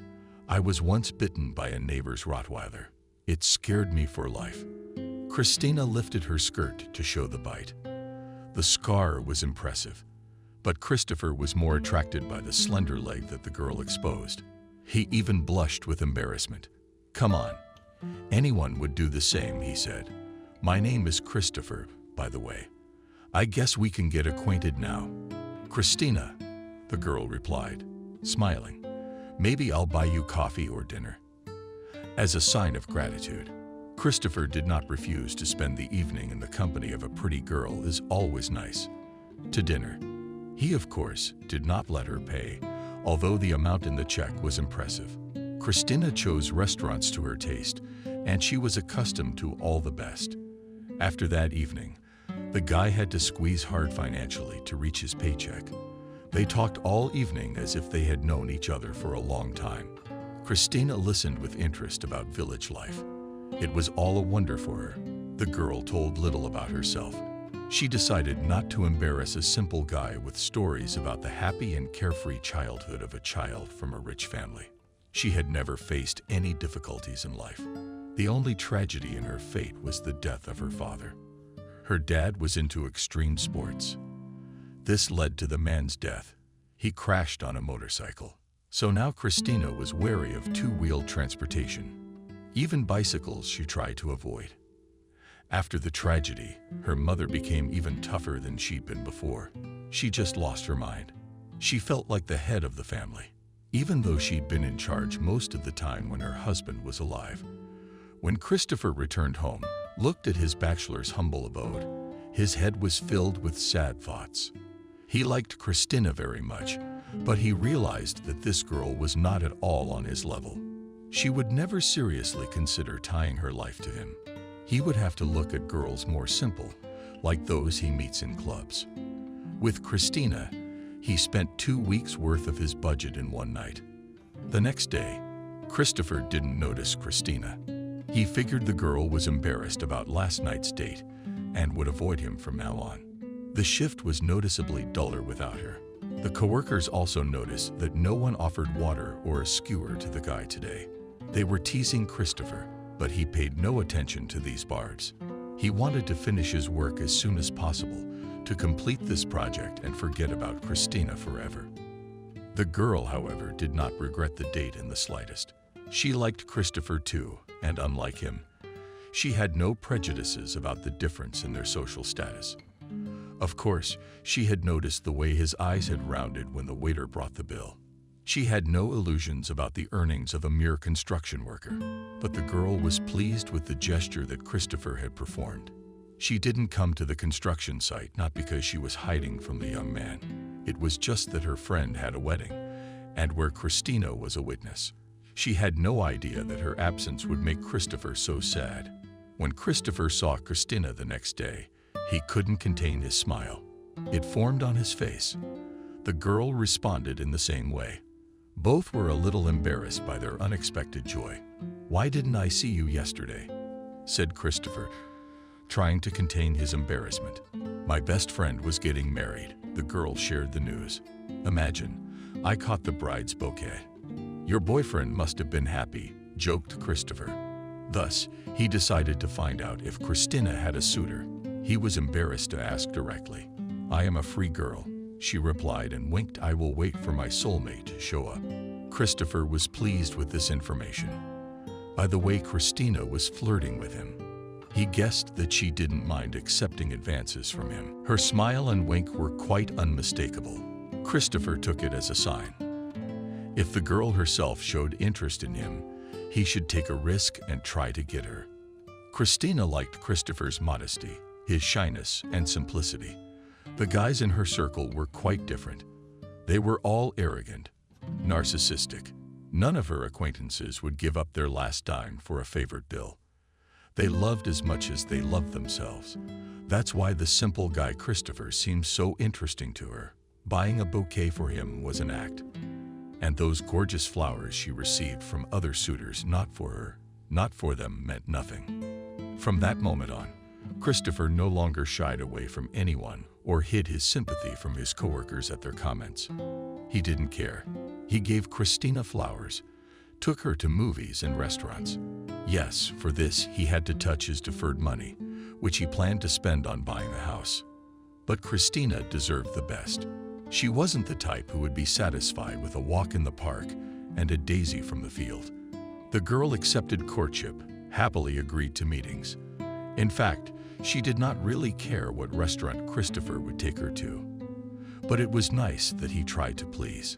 The renovation of Christina's house was already finished. Christopher's crew had moved on to the next project, but their communication continued. 3 months into their relationship, Christopher proposed to Christina. He decided not to delay long. The guy determined that she was the girl with whom he wanted to spend the rest of his life. Christina said yes. It seemed to her that Christopher is a worthy man. He is kind, caring, such a great husband and father. He could always be counted on. He treated her with such attention and care that it was impossible not to fall in love with him. So the omen with the bouquet really works. Christina laughed. How quickly she found a husband. "I realized the first time we met that I want to share my life with you," Christopher confessed. And your story about the bouquet just became for me a sign from above that it is impossible to miss such a chance. The lovers were happy. They were in no hurry to get married. They wanted to stay longer in the status of bride and groom, to rejoice in this romance, to enjoy each other. The wedding day was appointed only in 3 months to have time to prepare. Christina procrastinated for a very long time, and only one moment of the groom's acquaintance with his mother. Betty's character was not sugar. The girl herself tolerated a lot of claims from her. The woman had a whole list of requirements for her future son-in-law, and one of the first items was material well-being. Christopher flew straight through. He wasn't a pauper. But for Betty, anyone who didn't have a couple 1 million in his account was considered poor, unworthy in the views of a daughter. Betty did not believe in love. She herself was marrying out of convenience. So, for her own blood, she saw no other way. Christina was hesitant to admit that she was in a relationship with a young man, and if Mom finds out that they are already preparing for the wedding, she will be furious. And so, in fact, it happened. One day, Christina decided that she can no longer hide the truth from her mother. She is a grown-up girl and can choose for herself who is worthy of her hand and who is not. But the girl decided first to talk to her mother herself and then to present the groom.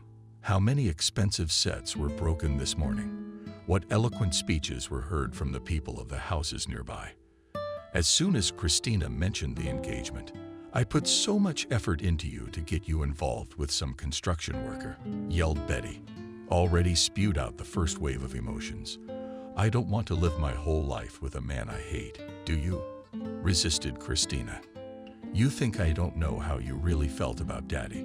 You lived as neighbors, business partners, but not a happy couple. I want to understand what love is, to feel what it's like to be loved by a woman. Have you ever felt that way in your life? He's not your equal, that's it." Mother Love insisted. "These are fairy tales for little fools. When you wake up in a cheap apartment to the sound of a singing faucet, then you'll remember what I said. You have never seen what poverty is, when in the store you choose what is cheaper, when your socks are torn and you start to sew them up, because there is no money for new ones.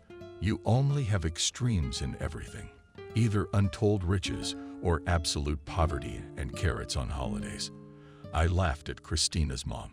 "We've already applied to the registry office, so your opinion doesn't matter."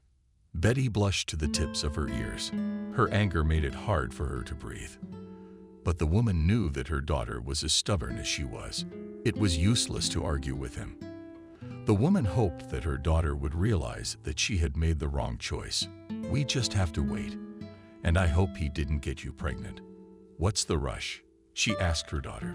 Christina didn't even want to answer that question. She left to give her mom time to exhale and think again. She was not going to give up on her decision. Christina did not talk about her mom's violent reaction to the news of their engagement. The guy and himself guessed that she was not delighted. Therefore, unnecessary questions did not ask. His parents were happy for their son, but with the bride he did not hurry to introduce them to. Christopher thought that Christina was not yet ready to plunge into the life of the village. He decided to wait for us from the day of the wedding. That's where he would introduce Mom and Dad to his wife. Unfortunately, Christina never recognized her new relatives. Just a month before the celebration, Christopher got some sad news. There was a fire in his house. It happened at night. The parents didn't even realize it. They both suffocated from the smoke. Both died. Christopher felt responsible for their deaths. If he hadn't left his parents, he would have saved them. The guy became depressed, and if it wasn't for Christina, he would never have gotten out of that hole. The girl supported him. She was able to convince her lover that he was innocent of what happened. They certainly wouldn't want him to feel that way. When Christopher arrived at the funeral, he found that there was almost nothing left of the house. It had been completely burned down. The boy said goodbye to the village forever. There was nothing left to keep him here now. He got a payout from the insurance company. It was a modest sum, but the money was enough for a small studio apartment near the city center. There they began to live with Christina after the wedding. The girl remembered her mother's words about a tiny apartment with a broken faucet, but did not worry about it. "We will still have everything," she thought. She had not yet plunged into the problems of living together. She was a happy young wife. The couple's romantic period continued. It was time to inform Betty that Christina had become Christopher's wife. The girl hoped that her mother would not oppose it now. After all, everything was already done. She mentally prepared herself and Christopher for a difficult meeting, and they went to her mom. "You're not my daughter anymore." That's all Betty said when she heard the news of the marriage. "You can't count on me to help you. If you want heaven in a tent, you can have it." Christina tried to talk some sense into her mother. Explained to her that not everything in this life is measured by bank accounts. She said she'd never been happier with anyone than she was with Christopher. Betty called her daughter's words nonsense and told her to come home only when she got rid of that construction worker. She didn't want to listen to anything else. Christopher did not expect to hear anything else from a demanding woman. Christina was more upset than her spouse. She was offended for him. Mom did not even try to find out what a wonderful person her new husband was. The conversation ended on raised tones. The daughter announced that she herself did not want to know her mother anymore. "Manny, she will not be in this house." Time passed. The romance of the first weeks of marriage slowly faded. Christina didn't work anywhere. She never did. Christopher, on the other hand, spent all day at the construction site to provide for his wife. She had many demands. Gradually, the number of gifts began to decrease. Christopher was dissatisfied with the fact that his wife sits all day and does nothing. But he never talked about it. He would come home after long shifts, run the laundry himself, scrub the floors, and cook dinner. His love was so strong that he was willing to put up with it all. The girl was slowly fading away. The veil of love matched her eyes. She felt real life. The money on the card, which was still left from her mother, began to run out quickly. After all, no one else had replenished it, and the young wife did not refuse from the usual spending. Christina began to look at her friends with envy. They continued to travel several times a year, buy things from expensive brands, regularly visit a beautician. Christina had to forget about all this. The joy of life. Christina returned pleasant news. The girl was pregnant. Christopher jumped to the ceiling when he learned that soon to become a father. One thing was sad: parents never lived to see grandchildren. They were happy with the good news. Christopher presented Christina with a diamond ring. It was the most expensive gift from him for all the time of their relationship. The girl decided that the news about the future grandchild would melt the heart of Betty, with whom Christina had not communicated for 2 years. The woman missed her daughter, but was too principled and stubborn to make contact and accept her daughter's choice. She waited for her call, but expected to hear that her daughter was coming home. But no way. News that Christina has decided to also have a baby from this beggar's belief. Get an abortion before it's too late. That's all Betty replied to her daughter's message. It's too late, Mom. We even found out the sex of the baby. We're having a boy, announced Christina, who was in shock. She didn't think her mom would be so uncomfortable with her decision. So it will be the most unhappy child in the world, whose mother is a fool, whose father is a moron, Betty declared and hung up the phone. Christina decided that she would not call her mother again. Such words sorry, and could not. The girl cried, but not from resentment, but from anger. To realize that your mother is such a mercantile person was very hard. Christopher. The girl said that her mom just congratulated them on the addition, but refused to help. The girl decided not to go into details of the conversation, so as not to offend her beloved.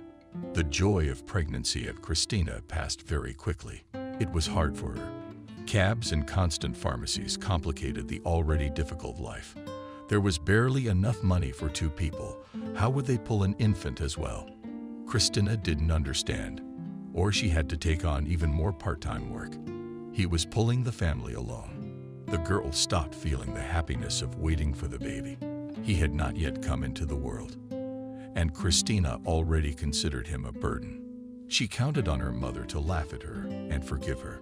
After all, this is her first and perhaps only grandchild. But Mom's refusal to help drove Christina into depression and even despair.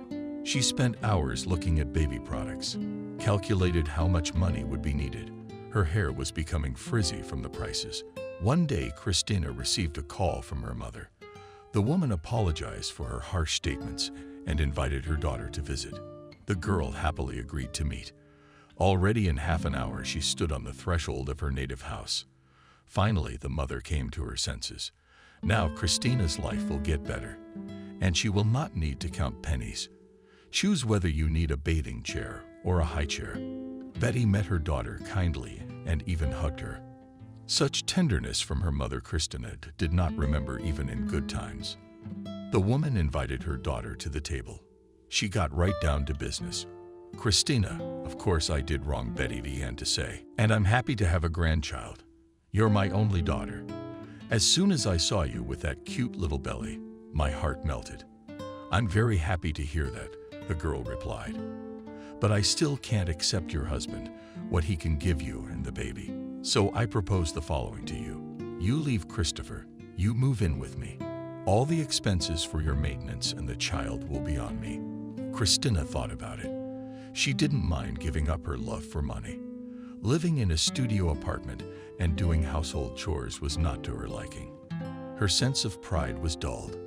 The desire for a beautiful life. Restaurants, resorts, brand name clothes. Betty was right.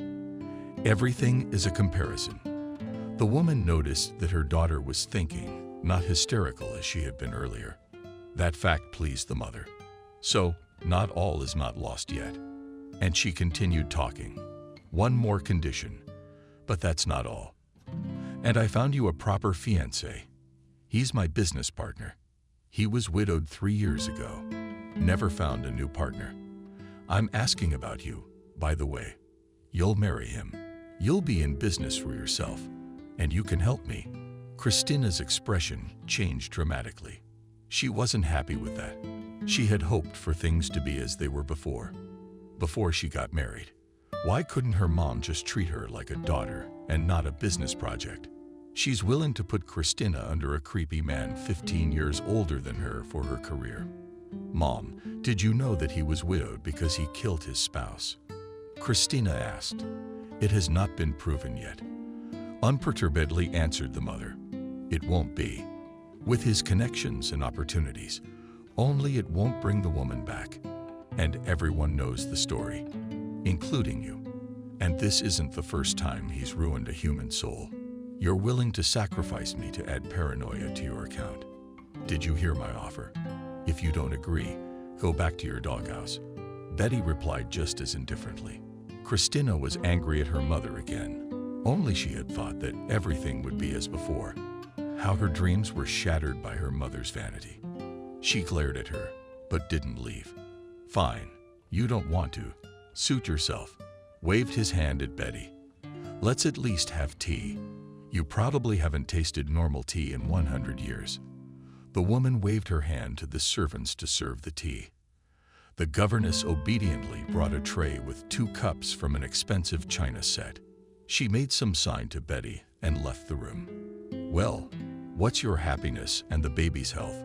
Mom said and raised her glass playfully. Christina rolled her eyes. This ceremony in Mom always annoyed her. Betty always had to keep her face and act as pathos as possible. Her daughter played along and touched her heavier. I'm going home, said the girl T. Wait, it's been so long since we've seen you. At least tell me how you're doing. Betty watched her daughter carefully as she drank the drink. She didn't calm down until the girl took the last sip. Christina noticed it, but she was already used to her mom acting very strange sometimes, so she didn't pay much attention to such behavior. Now, however, it seemed to Christina that her mom purposely wanted to keep her home longer. She couldn't. Jean put something in her tea.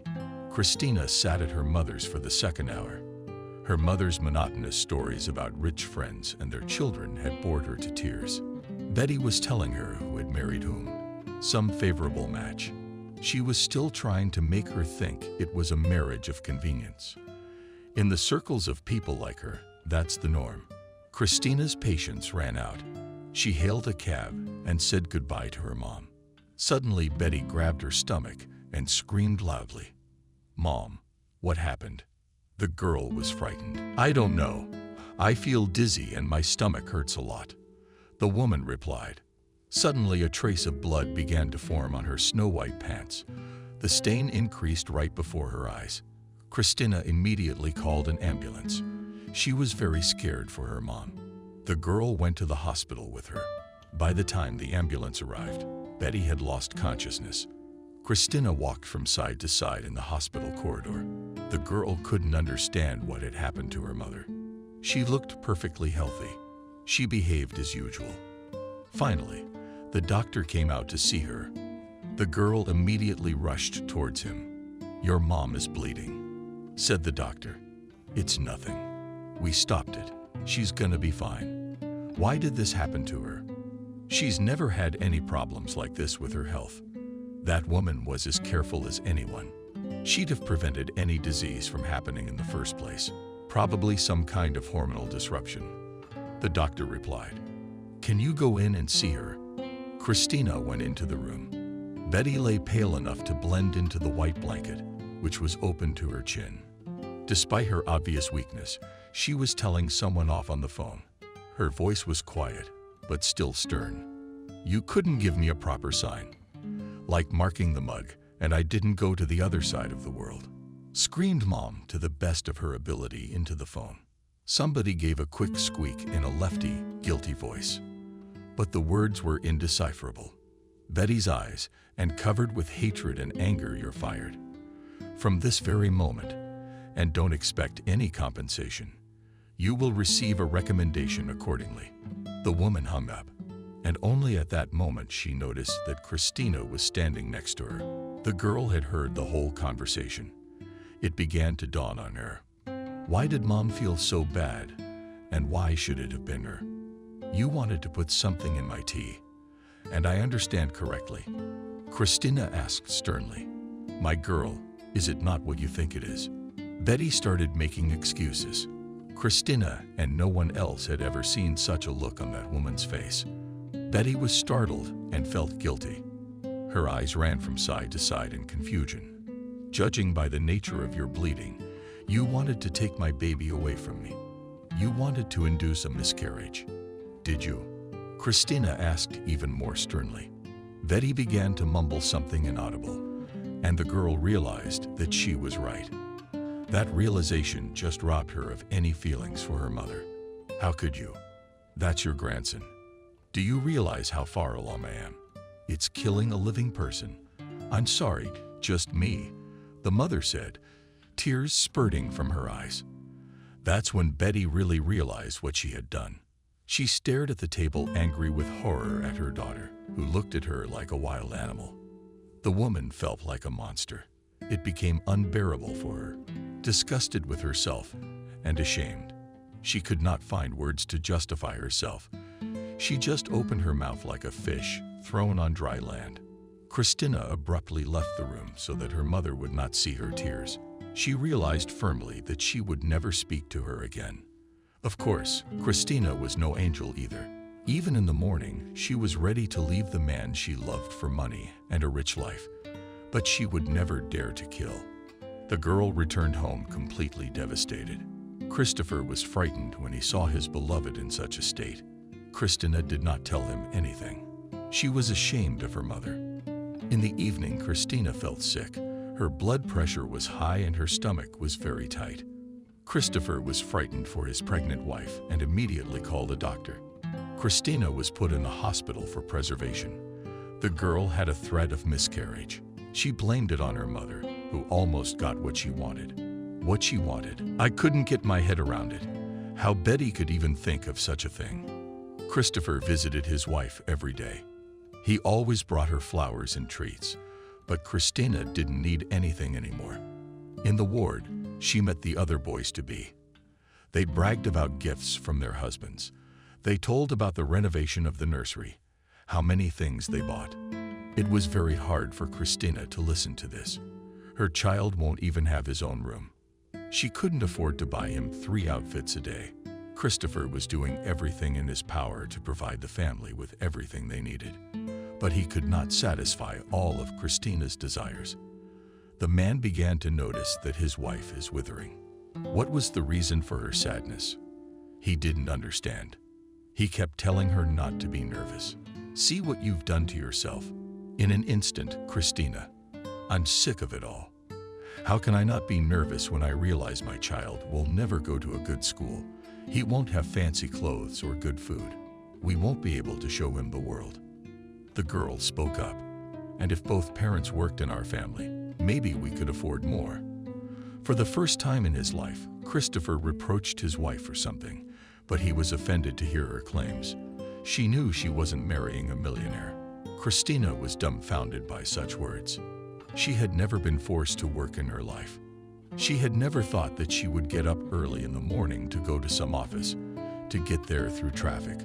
Although Christopher was right about one thing, she really did know who to marry. The most frustrating part of it all was admitting that Mom was right.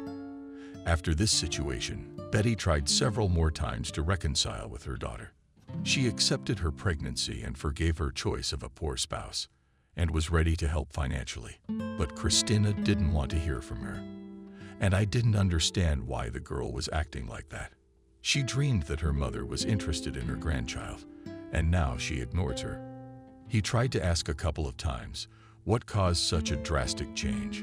But by Christina's stern answers, I realized that it was better not to get involved in their family squabbles. 2 months later, Christina and Christopher had a son. They named him John. The boy was born 2 weeks premature. The girl believed that the premature birth was the fault of her mother, who made her very nervous. She never forgave her. One day, Christopher had the opportunity to rest and volunteered to go for a walk with his son. Christina gladly accepted such an offer. She could finally devote a few hours only to her beloved. The man did it for a reason. Betty had talked him into it.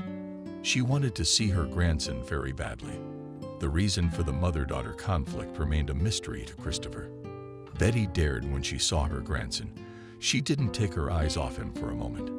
"He looks a lot like Christina," she said. "There's nothing of yours in him at all. John is too young to judge who he looks more like." Christopher replied resentfully, "And I want to have a serious talk with you," Betty said in a tone that wasn't cute at all. "You realize it's just Christina's life. She deserves more than that. And you put her in a room you call an apartment and keep her there. What are you implying?" With suspicion, Christopher asked, "I'll pay you any amount you name. And if you file for divorce, don't worry about the formalities. We will bypass all the laws." Christopher almost fell over when he heard such an offer. He was hoping that things would get better with his mother-in-law. "She's starting her song again. Isn't it about time she accepted her daughter's choice?" "As far as I know," Christopher answered, "Christina doesn't even want to hear your name. How are you going to get her back in the Duma? I will repeat to you what Christina once told you. Not everything is measured in money. If she hasn't left me yet, she's happy with me. You and your riches have lost her, mind you. And I don't keep her chained up in a room, as you put it." After that, Christopher never brought his grandson to his mother-in-law again. He couldn't understand people like her. Betty drove her daughter away herself. Was it really that important to her that she not be with Christopher? As time went on, John grew, developed. The boy was a year old now. Life seemed to be getting better. Christopher had almost saved up for a new apartment. In a few months, they were planning to move in. But their dreams were not to be realized. One day, Christopher didn't come home from work. Christina waited for him until 3 o'clock. She drew different pictures in her imagination. At first, she thought something had happened to him. Then, for some reason, she thought that Christopher must have gotten held up with some lady. Finally, she came to the conclusion that her husband had simply traded her for a group of friends with entertaining drinks. Women's imagination has no limits. Finally, the girl's patience broke down, and she decided to simply call her spouse. She was answered by a doctor from the hospital and reported that Christopher is in surgery. A concrete slab had fallen on his legs. There's a simple fracture in one leg. Nothing serious. but the other bone is completely shattered. It's gonna take the man a long time to recover. It's not certain he'll ever be able to walk again. Christina lost her temper when she heard what had happened. She quickly packed her slide and left him with a neighbor. She herself ran to the hospital to see her spouse. When she saw him, whole rivers and tears ran down her cheeks. Even though the doctor said only his legs were hurt, Christopher's whole appearance was ghastly. Huge bruises sat under his eyes. His arms were renamed. She took his hand and looked straight into his eyes. "Hold on. I'm here for you," she told her lover. He tried to smile back, but it was hard for him to do so. For Christina, it was a blow to the heart. Dreams of a happy life, of a new large apartment shattered. The money set aside to buy a home had to be given to treatment and recovery, or Christina hated the whole world during this period of her life. It would seem that tragedy should have brought husband and wife together. But for some reason, Christina became estranged from her spouse. It was a burden to care for him. Not only did little John require a lot of attention, now Christopher could not even wash himself. The girl simply unlearned from all the troubles that fell to her share. It took a year and a half before he was able to stand on his feet. Now he was an invalid. To work as before, the man could not, of course, work. Christina's pride evaporated. She forgave her mother. She began to accept help from her. Betty was glad that her daughter finally turned to her, although the occasion was not the happiest. She never said anything bad about Christopher again. The woman was glad that she was able to communicate with her grandson, albeit in this way. One day, Christina wondered, hadn't her mother built this tragedy? After what she wanted to do to John, the girl could expect anything from her. She didn't beat around the bush. "Well, be honest, you didn't have anything to do with what happened to Christopher, did you?" she asked. Betty pulled her eyes away. This time she was genuinely surprised, something she hadn't expected from her daughter. "I'm quite the monster you think I am.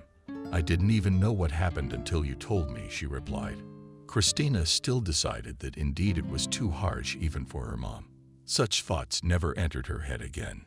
Christopher required care. A lot of Christina's time and energy went into helping her spouse. At one point, she got tired of it all. When Christopher was able to look after himself and even take care of his son, Christina began to leave home more often. She spent a lot of time in the company of her girlfriends, partying in nightclubs. Betty gave money to support John, and Christina went down on the entertainment. One day, she announced to Christopher that she was leaving him. She packed John her belongings and left her invalid husband alone. Left to himself, Christopher lost any meaning in life. The man found solace in a bottle of liquor. I myself did not notice how evenings in the company of alcoholic beverages became a constant for him. First he drank a little, then more and more, till he drank himself to death. He wasn't allowed to see his son. Betty tried to get him and Christina divorced as quickly as possible. Christopher tried to get John to see him more than once a month, but his ex-wife said she would terminate his parental rights if he continued to meddle in their lives. Christopher believed it was Betty who had sentenced Christina to do this to an unhappy man. She had never loved Christopher. She was always against their relationship. He even wanted to end it, but he didn't have the resolve. It's been 2 years since the divorce. Had Christopher lost his humanity? Neighbors called him the local drunk. No one wanted to hang out with him, so there was nothing left for the man to do but sink further to the social bottom. One of the next alcoholic evenings was revealed by a ringing doorbell. Christopher opened the door and rubbed his eyes to make sure he was not imagining things. Standing outside the door was Christina, her mother. The look on their faces was strained, friendly. They were smiling strangely. Obviously, this couple couldn't just show up at his door. "Hey, Christopher, how are you doing?" Betty asked, or was surprised by the man's unexpected courtesy. "Did you kill someone and want me to take the blame?" Christina and her mother looked at each other strangely, a little frightened. Then both of them simultaneously shifted their gaze to Christopher. The women were creeped out by the question, for he had hit the mark. They were in very serious trouble indeed. "Did I guess that?" Christopher was amazed. "Honestly, I don't even know where to begin." "I'm not sure," Christina said. "You've always been a compassionate person, amazingly kind. I've never met anyone like you. You've always done everything you could for me and more. How wonderful I am. I don't need you to tell me. Let's get down to business." Christopher couldn't take the hypocrisy of his ex-wife. He didn't really hold a grudge against Christina. The man realized that Betty was in charge of everything. She was the one who'd persuaded him to leave his destitute, invalid husband. In some ways, he even agreed with her. Of course, a girl like Christina deserved better. Christopher simply couldn't give her the life she wanted. "Yes, Christina. Let's resolve this issue quickly." Betty agreed with her son-in-law. "And I'm in trouble. I need your help. A few hours ago, I hit a man with my car. It was some drunk. He had no family, but he was still alive," Christina said. "He was," Christopher pointed out. "Yes, he died on the way to the hospital," Christina continued. "Mom asked the coroner to hold off for now. You see, Christopher, I can't go to jail. I have a son, a career. A criminal record would just wipe out everything I've worked for over the years. I get it. You want me to go to jail. I mean, I got no son, nothing to lose. Is that what you think Christopher was angry about? Look at you. What kind of life is this? You have no job, no status." Betty stepped in. "I'll make you a deal. You'll have great cell conditions when you get out. You can see John as much as you want. Help Christina. Prison will ruin her whole life. Is this a chance for you to get your life back on track?" Of course, Christopher was unpleasant to hear himself say that, but Betty said that's right. The man's reputation had long since sunk below the minimum. Other than the Georgia bottle, he had no interlocutors. What did he care where to stare at the ceiling here, within four walls or in a jail cell? Against all his beliefs, Christopher agreed to help his ex-wife one more time. He took the blame. Christopher regretted his decision several times. He doubted that Christina really deserved such an act from him. When his husband was in a bad situation, she turned her back on him. She hadn't given him the support he needed. Why should he have to deal with her problems now? But it was too late to back down. He was the guilty party in the case. There was no going back. Let this be his payback for his naivety and kindness. Christopher was sentenced to 5 years. He was given the minimum because he pleaded not guilty, confessed to driving drunk without noticing. No idea where you were running from. He was completely remorseful. Betty's connections, of course. Christina even came to see him on a date at first. It was only a couple times. Thanked him for his help. Showed him pictures of her son. Christopher was even glad to be able to talk to her like that. He was starting to dream that when he got out, he'd get back together with her. They would live happily ever after. After his act, Betty warmed a little to her son-in-law. Then the visit and Christina suddenly stopped. Christopher was very worried about it. Every day he hoped that the warden would come and inform him that a beautiful woman, the mother of his child, was waiting for him. But Christina never came. When Christopher had finally given up hope of ever seeing his beloved again, he received a letter. On the envelope he read the name of the woman he dreamed of every day. It was a letter from Christina. She apologized that she could no longer visit him, told him how she had grown older. John shared his worries and even confessed her love. Christopher then slept with that letter under his pillow for another week, until he got a new one. It was even more tender.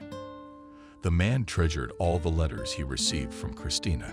She wrote to him often, once or twice a week. They began to correspond. The woman sent him a picture of her son, which he hung over his bed.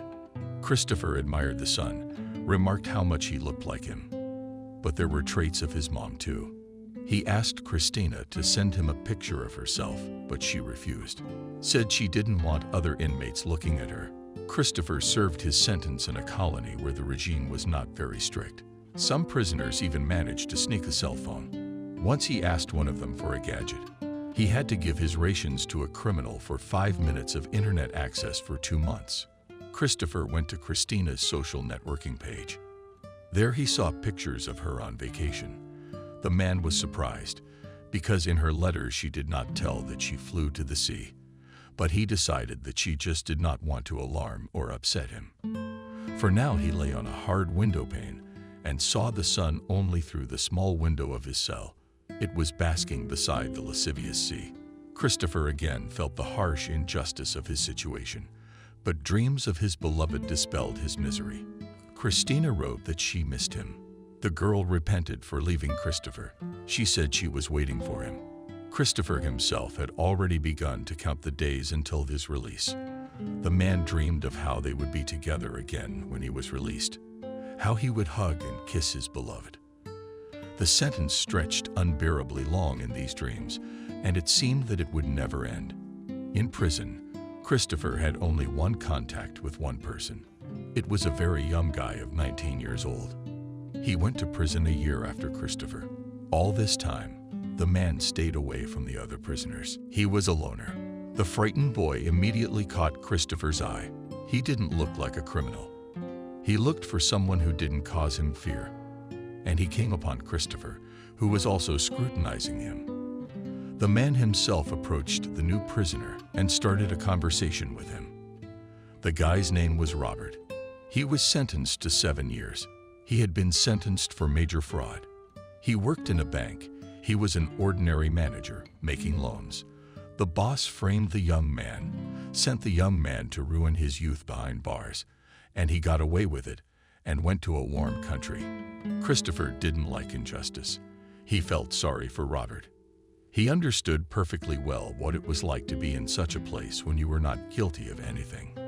The kid's mom was still out there. The woman worked as a simple cleaning lady. Of course, they didn't have money for good lawyers. And the pro bono lawyers didn't care much about their clients. They decided to stick together. Christopher thought the young man was taking the hardships of his imprisonment more and more seriously. No one wrote him letters. His mother was too ill to come this far away. Robert had no girlfriend, or at least the feeling that a woman he loved was waiting for him in freedom. Robert had nothing that would question his imprisonment and give him the strength to live. But 5 years later, Christopher woke up feeling like a free man. The last time he'd managed in this hated place. The last time he ate a tasteless breakfast of porridge. The last time he went through the humiliating inspection procedure. The gates to a happy new life opened before him. Somewhere out there in the city, Christina is waiting for him. She promised to cook him puffed pies on the stove, to boil that borscht. But it wasn't dinner he was waiting for. His dreams were all about her, the woman he had stood up for, saved from imprisonment. How many humiliations of all kinds he had to endure to finally be rewarded. The kiss and embrace of the woman he loved. Robert was sorry to say goodbye to his only friend in this unfortunate place. Now he was left here all alone. Was Christopher worried about the boy too? He was to spend another 3 years in prison. Now he had no companionship. He was going to have a much harder time. Christopher decided to write him letters so that Robert wouldn't die of loneliness. No one met him at the gate, not even a cab, but he was not upset. Nothing could upset him that day. Encouraged by his loving reverie, he walked to town. Christopher watched nature, which was just waking up from its winter hibernation. He looked at this forest every day through the cell window, and it seemed so distant and uncriminal to him.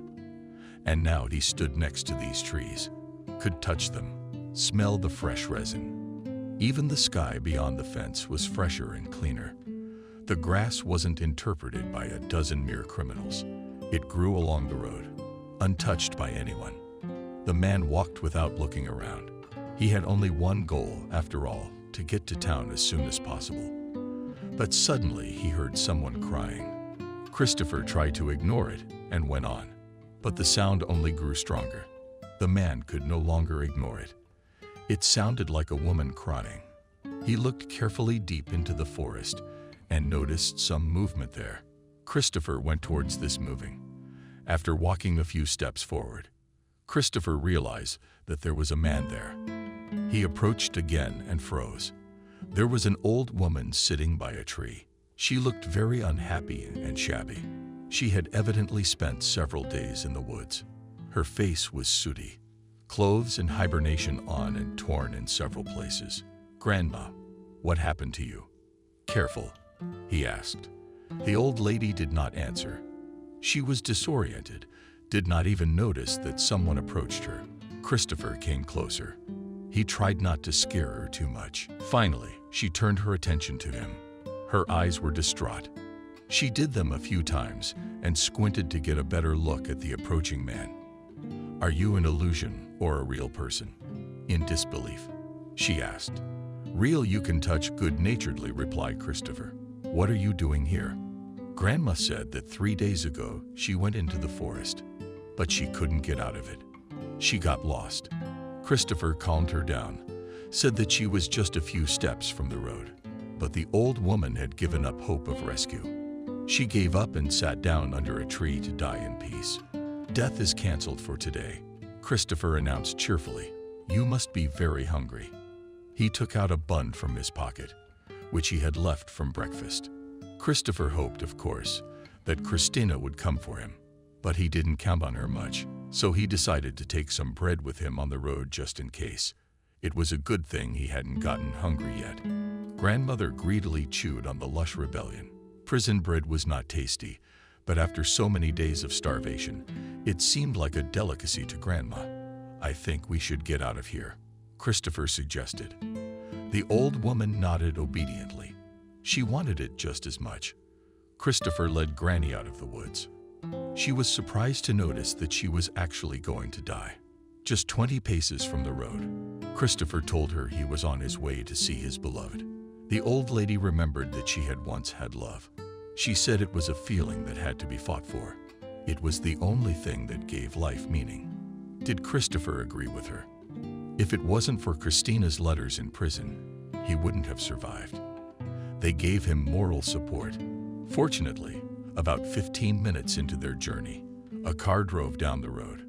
The driver agreed to give the grandmother a ride into town.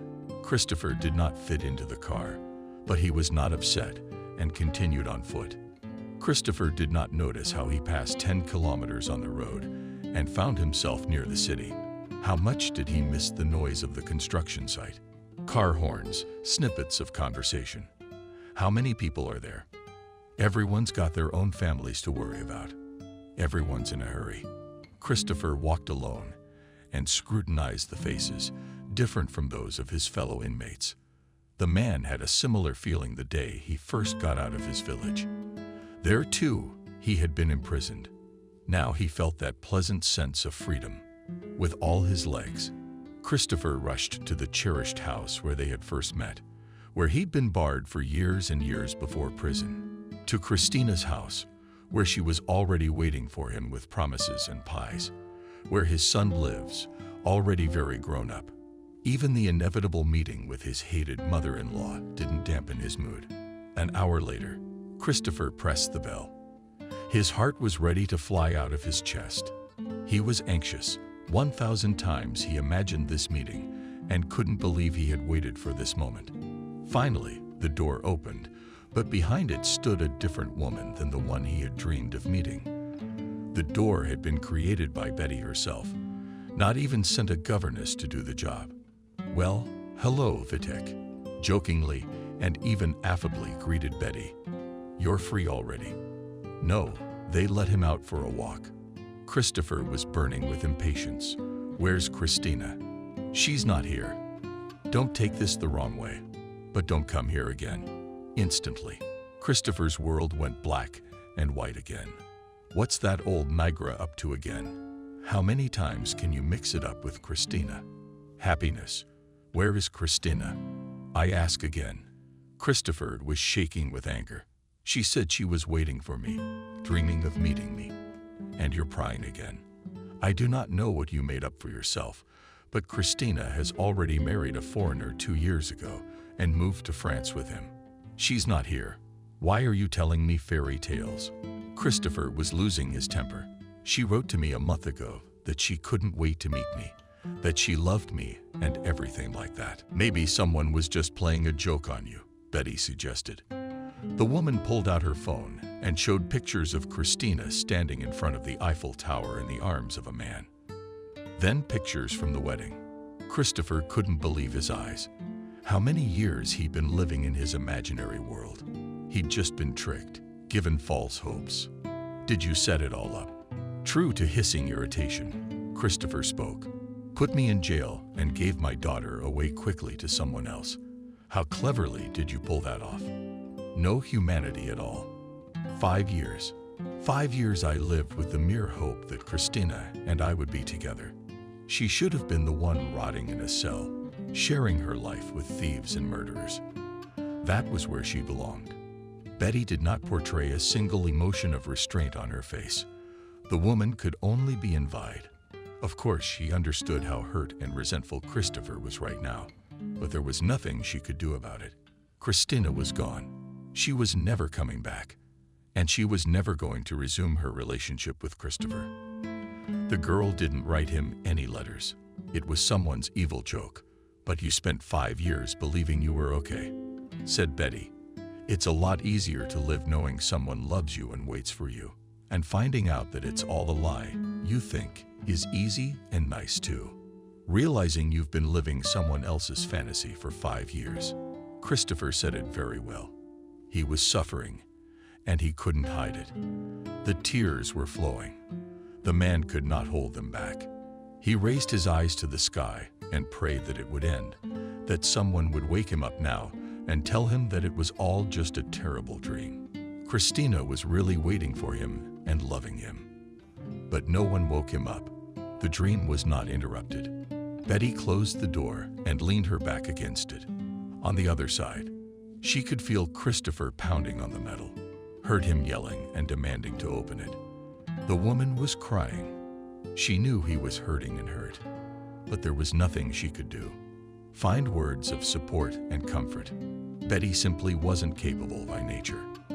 As Betty grew older, her fervor moderated a bit. She became sentimental. The woman clutched at her chest. Her heart ached for this man. She blamed herself for doing such a cruel thing to her son-in-law. Her conscience tormented her and prevented her from living. She did not love Christopher, but she believed that no one deserved such cruelty. Christopher sat under the gate all afternoon and evening. Betty went to the cameras to see if he had left, and each time she noticed that he hadn't. Christopher hadn't moved. She sighed heavily and moved on. In the morning, Christopher was not at the fence. The woman exhaled with relief. She would not be able to watch him suffer for another day. But she couldn't help him either. The daughter had left for good. She wouldn't go back, especially not for her ex-husband. He left already at night. He realized that there was no point in waiting. It was hard for a man to get used to the idea that the woman he loved did such a cruel thing to him. Who was writing letters on her behalf? He didn't want to find out. He liked to think that it was she who had confessed her love to him. Let everything remain as it was in his fantasies at least. Christopher continued his miserable existence in a small studio apartment with no one left. Friends had disappeared back in the days when Christina had been fine. He devoted too much time to work, did not have time to meet anyone. What was all this hardship and effort for? To end up with nothing, sitting alone in an empty apartment, living on disability allowance. Then he moved to the city. These thoughts tormented the unhappy man, but he decided that he would no longer give up. Let fate was cruel to him. He would no longer pour alcohol on his grief. He's already lost too much. Couldn't Christopher get a job? Injury prevented the disability allowance from being enough for a modest bachelor's life. Out of boredom, he started woodturning. He remembered that as a child he'd enjoyed it. He made portraits and paintings. Pretty soon the whole apartment was filled with his works. He posted them on his social network page. One day his old acquaintance, Stephen, joined him as a friend. They corresponded for a long time. The man shared his story with his wife. They were doing well. They had 2 children. Christopher also told his sad fate. Stephen was very worried about his comrade. He decided to visit him to brighten the loneliness of an old friend. They talked all night. Stephen became interested in Christopher's hobby. He asked him to make a portrait of his wife. She was about to have a birthday. Then her girlfriends wanted one too. Stephen was happy to share his friend's contact with the women. They began to order portraits from Christopher. One of his clients was particularly interested in him. To be exact, not she herself, but the woman whose portrait he was doing. The woman had ordered a gift for a friend. Christopher found her profile from her photo and took a chance on writing. The woman's name was Kelly. She was the same age as the man, just as lonely. A friend had already told him about it. Christopher started a correspondence with Kelly. After 2 weeks of virtual communication, he decided to invite her on a date in person. The woman said yes. Christopher started courting her, sends flowers, invites her out on dates. Kelly didn't refuse his attention. She was a widow. Her husband passed away 5 years ago. She'd been lonely all that time, so the man's attention was nice to her. Despite the difficult life story, Christopher was not a bad man, so he was able to gain favor with Kelly. It had been a month since Christopher was a free and almost happy man. He continued to communicate with Kelly, but did not venture into a more serious step. He was afraid he wouldn't be able to provide for a woman again. He didn't want history to repeat itself. One day someone knocked on the door of the apartment door. He opened it and saw an unfamiliar man in a suit and a very serious look. "Hello, Christopher," clarified the guest. "That's right, Christopher. I came to inform you that there is an inheritance in your name. Could you sign the papers and come to this address tomorrow?" The stranger held out a card with the address of the notary's office to draw up the documentation. This is a new kind of fraud. Christopher didn't believe the guest. "I have no one. Who would leave me an inheritance? All relatives of the dead. Why would I lie to you? Come back tomorrow, please." The man turned around and left. Christopher was left in complete incomprehension of what was happening. Maybe he had some uncle or aunt who could make a will, but he had never heard from his parents about kin. He decided to go after all to clarify the matter. After all, it was just curious. Even if it was a hoax, he would figure it out quickly. There was still nothing for him to do. The next day, Christopher dressed decently, even shaved and styled his hair. He wanted to look solid, so that the scammers did not consider him a simpleton. The man arrived at the address. Yesterday's stranger was already waiting for him. "You have been left a large sum of money in a house," said the man. "Now we will go to the house. You will see it, so that there will be no claims against us." Christopher got into the car with the stranger. He was surprised to see that he had been driven to Betty's house. He had lost all sense of direction. His mother-in-law had decided to play a joke on him again. Well, she wouldn't take it. Christopher was informed that this was the house he had inherited. He read the deeds and learned that Betty had made him heir to her entire fortune. How was that possible? Christopher could not believe what was happening. Finally, the man introduced himself. He was the woman's personal lawyer. Betty had died a week ago. She had been suffering from a heart condition for a long time and knew she didn't have long to live, which was why they were concerned about the will. To close any questions Christopher might have, she wrote him a letter. He opened the envelope and began to read. "Dear Christopher, I have done many bad things to you. Now I want to make amends. It is a pity that I realized all my mistakes so late.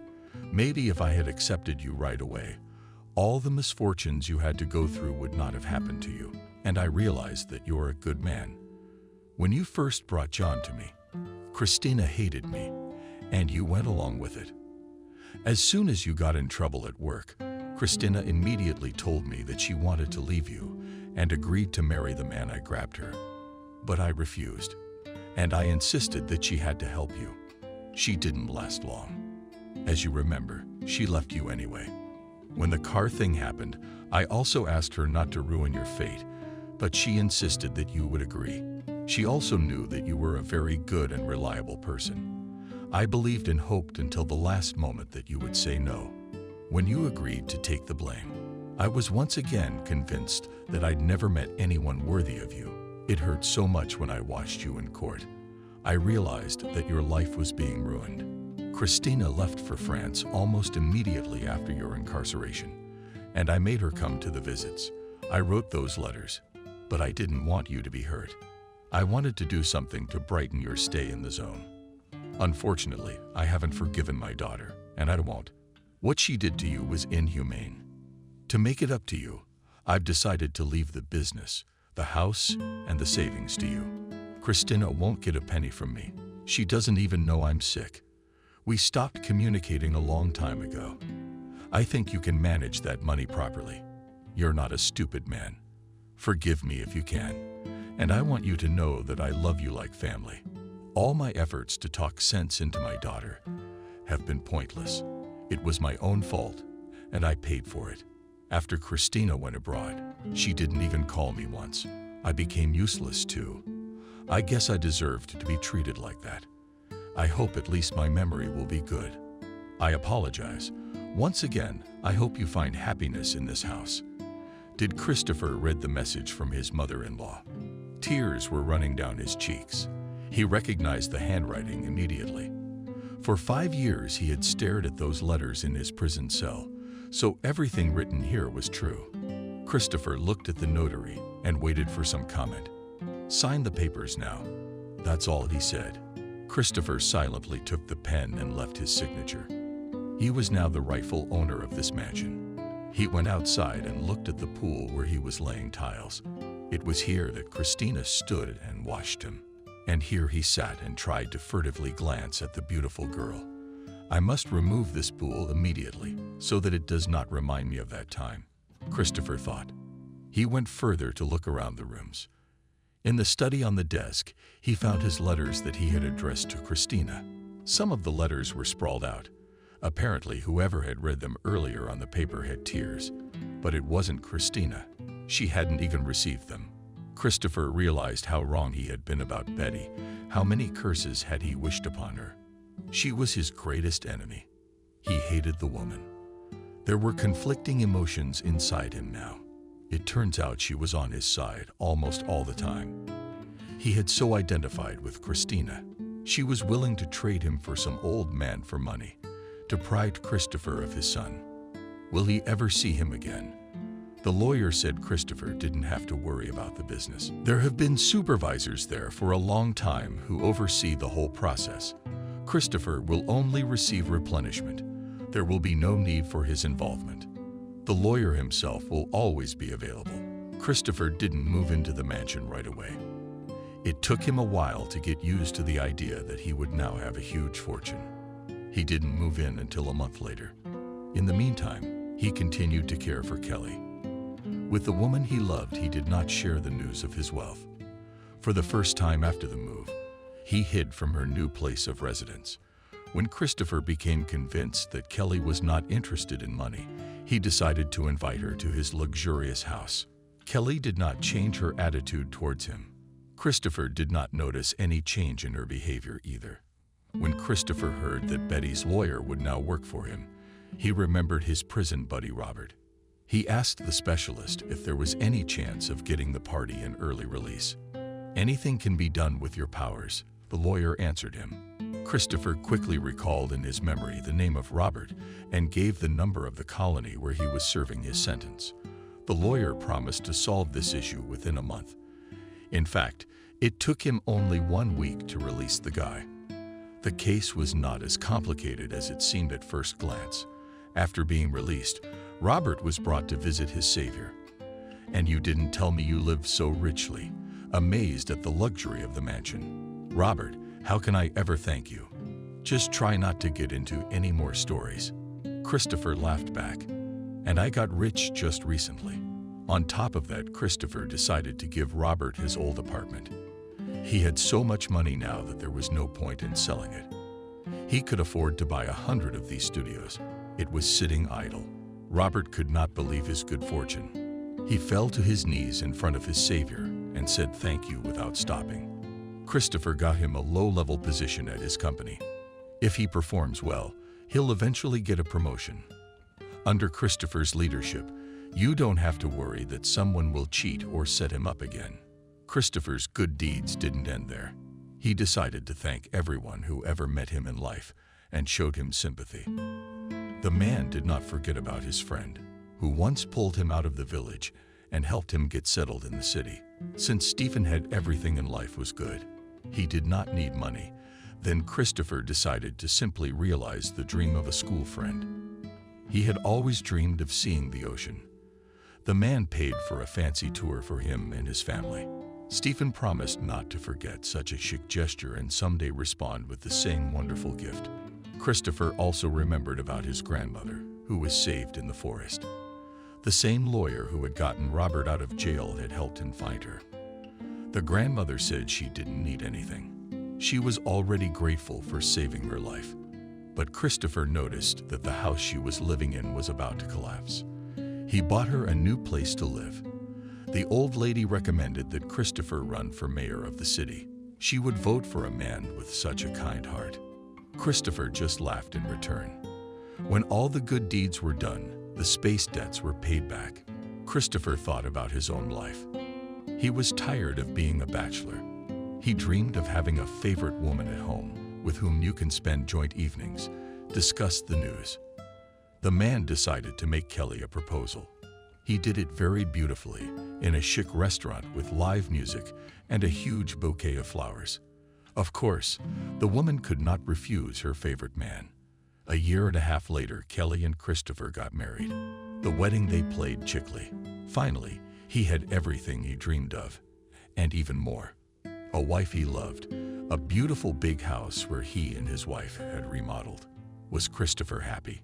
So much torment and suffering he had to endure. Now he could breathe and live in peace. Who would have thought that he would help realize the dreams of Betty, who at first hated him? Did Christopher visit her grave more than once, talk to her, said he was sorry they'd never been able to resolve their differences while she was alive. She must have been a good person too, or she just wouldn't have done that to him. The man held no grudges against Christina. He considered himself above it. If she thought him unworthy of her heart, her right. He was still grateful to her for a few happy years and together. Did they have anything to remember? Maybe one day they would meet and apologize to each other. 12 years have passed. Kelly Eel's life flowed calmly and measuredly. They had traveled halfway around the world and had made a lot of impressions. It was a frosty winter day. They didn't want to go outside. Suddenly, someone disturbed the couple's peaceful vacation. A young boy came to visit Christopher. The man immediately recognized him. John joyfully exclaimed, "Christopher, what have you become? Grown up already?" The young man rushed to his father's neck. He said that his mother did not let him go to Christopher. He was looking forward to coming of age to meet his father, whom he didn't remember at all. He hadn't expected to see him here. After all, Christina had told him that Grandma lived in this house. So many years had passed, and she didn't even know that her mother had died. The son told her that her mother divorced the Frenchman. She works as a waitress and doesn't live in luxury. Dreamed of all his life. The young man pays his own tuition and helps his mom, but she still doesn't want to come home. Christopher promised that he would take care of his son's tuition. He also said that Christina can come to visit him and talk to him if she has such a desire. Christopher is willing to help her as well. John visited his father for only a week, but he left, promising to come and visit several times a year. The young man lived in France, studied at the university there. Now, Christopher could say with certainty that he was the happiest man on earth, because his greatest wish had come true. He began to communicate with his son.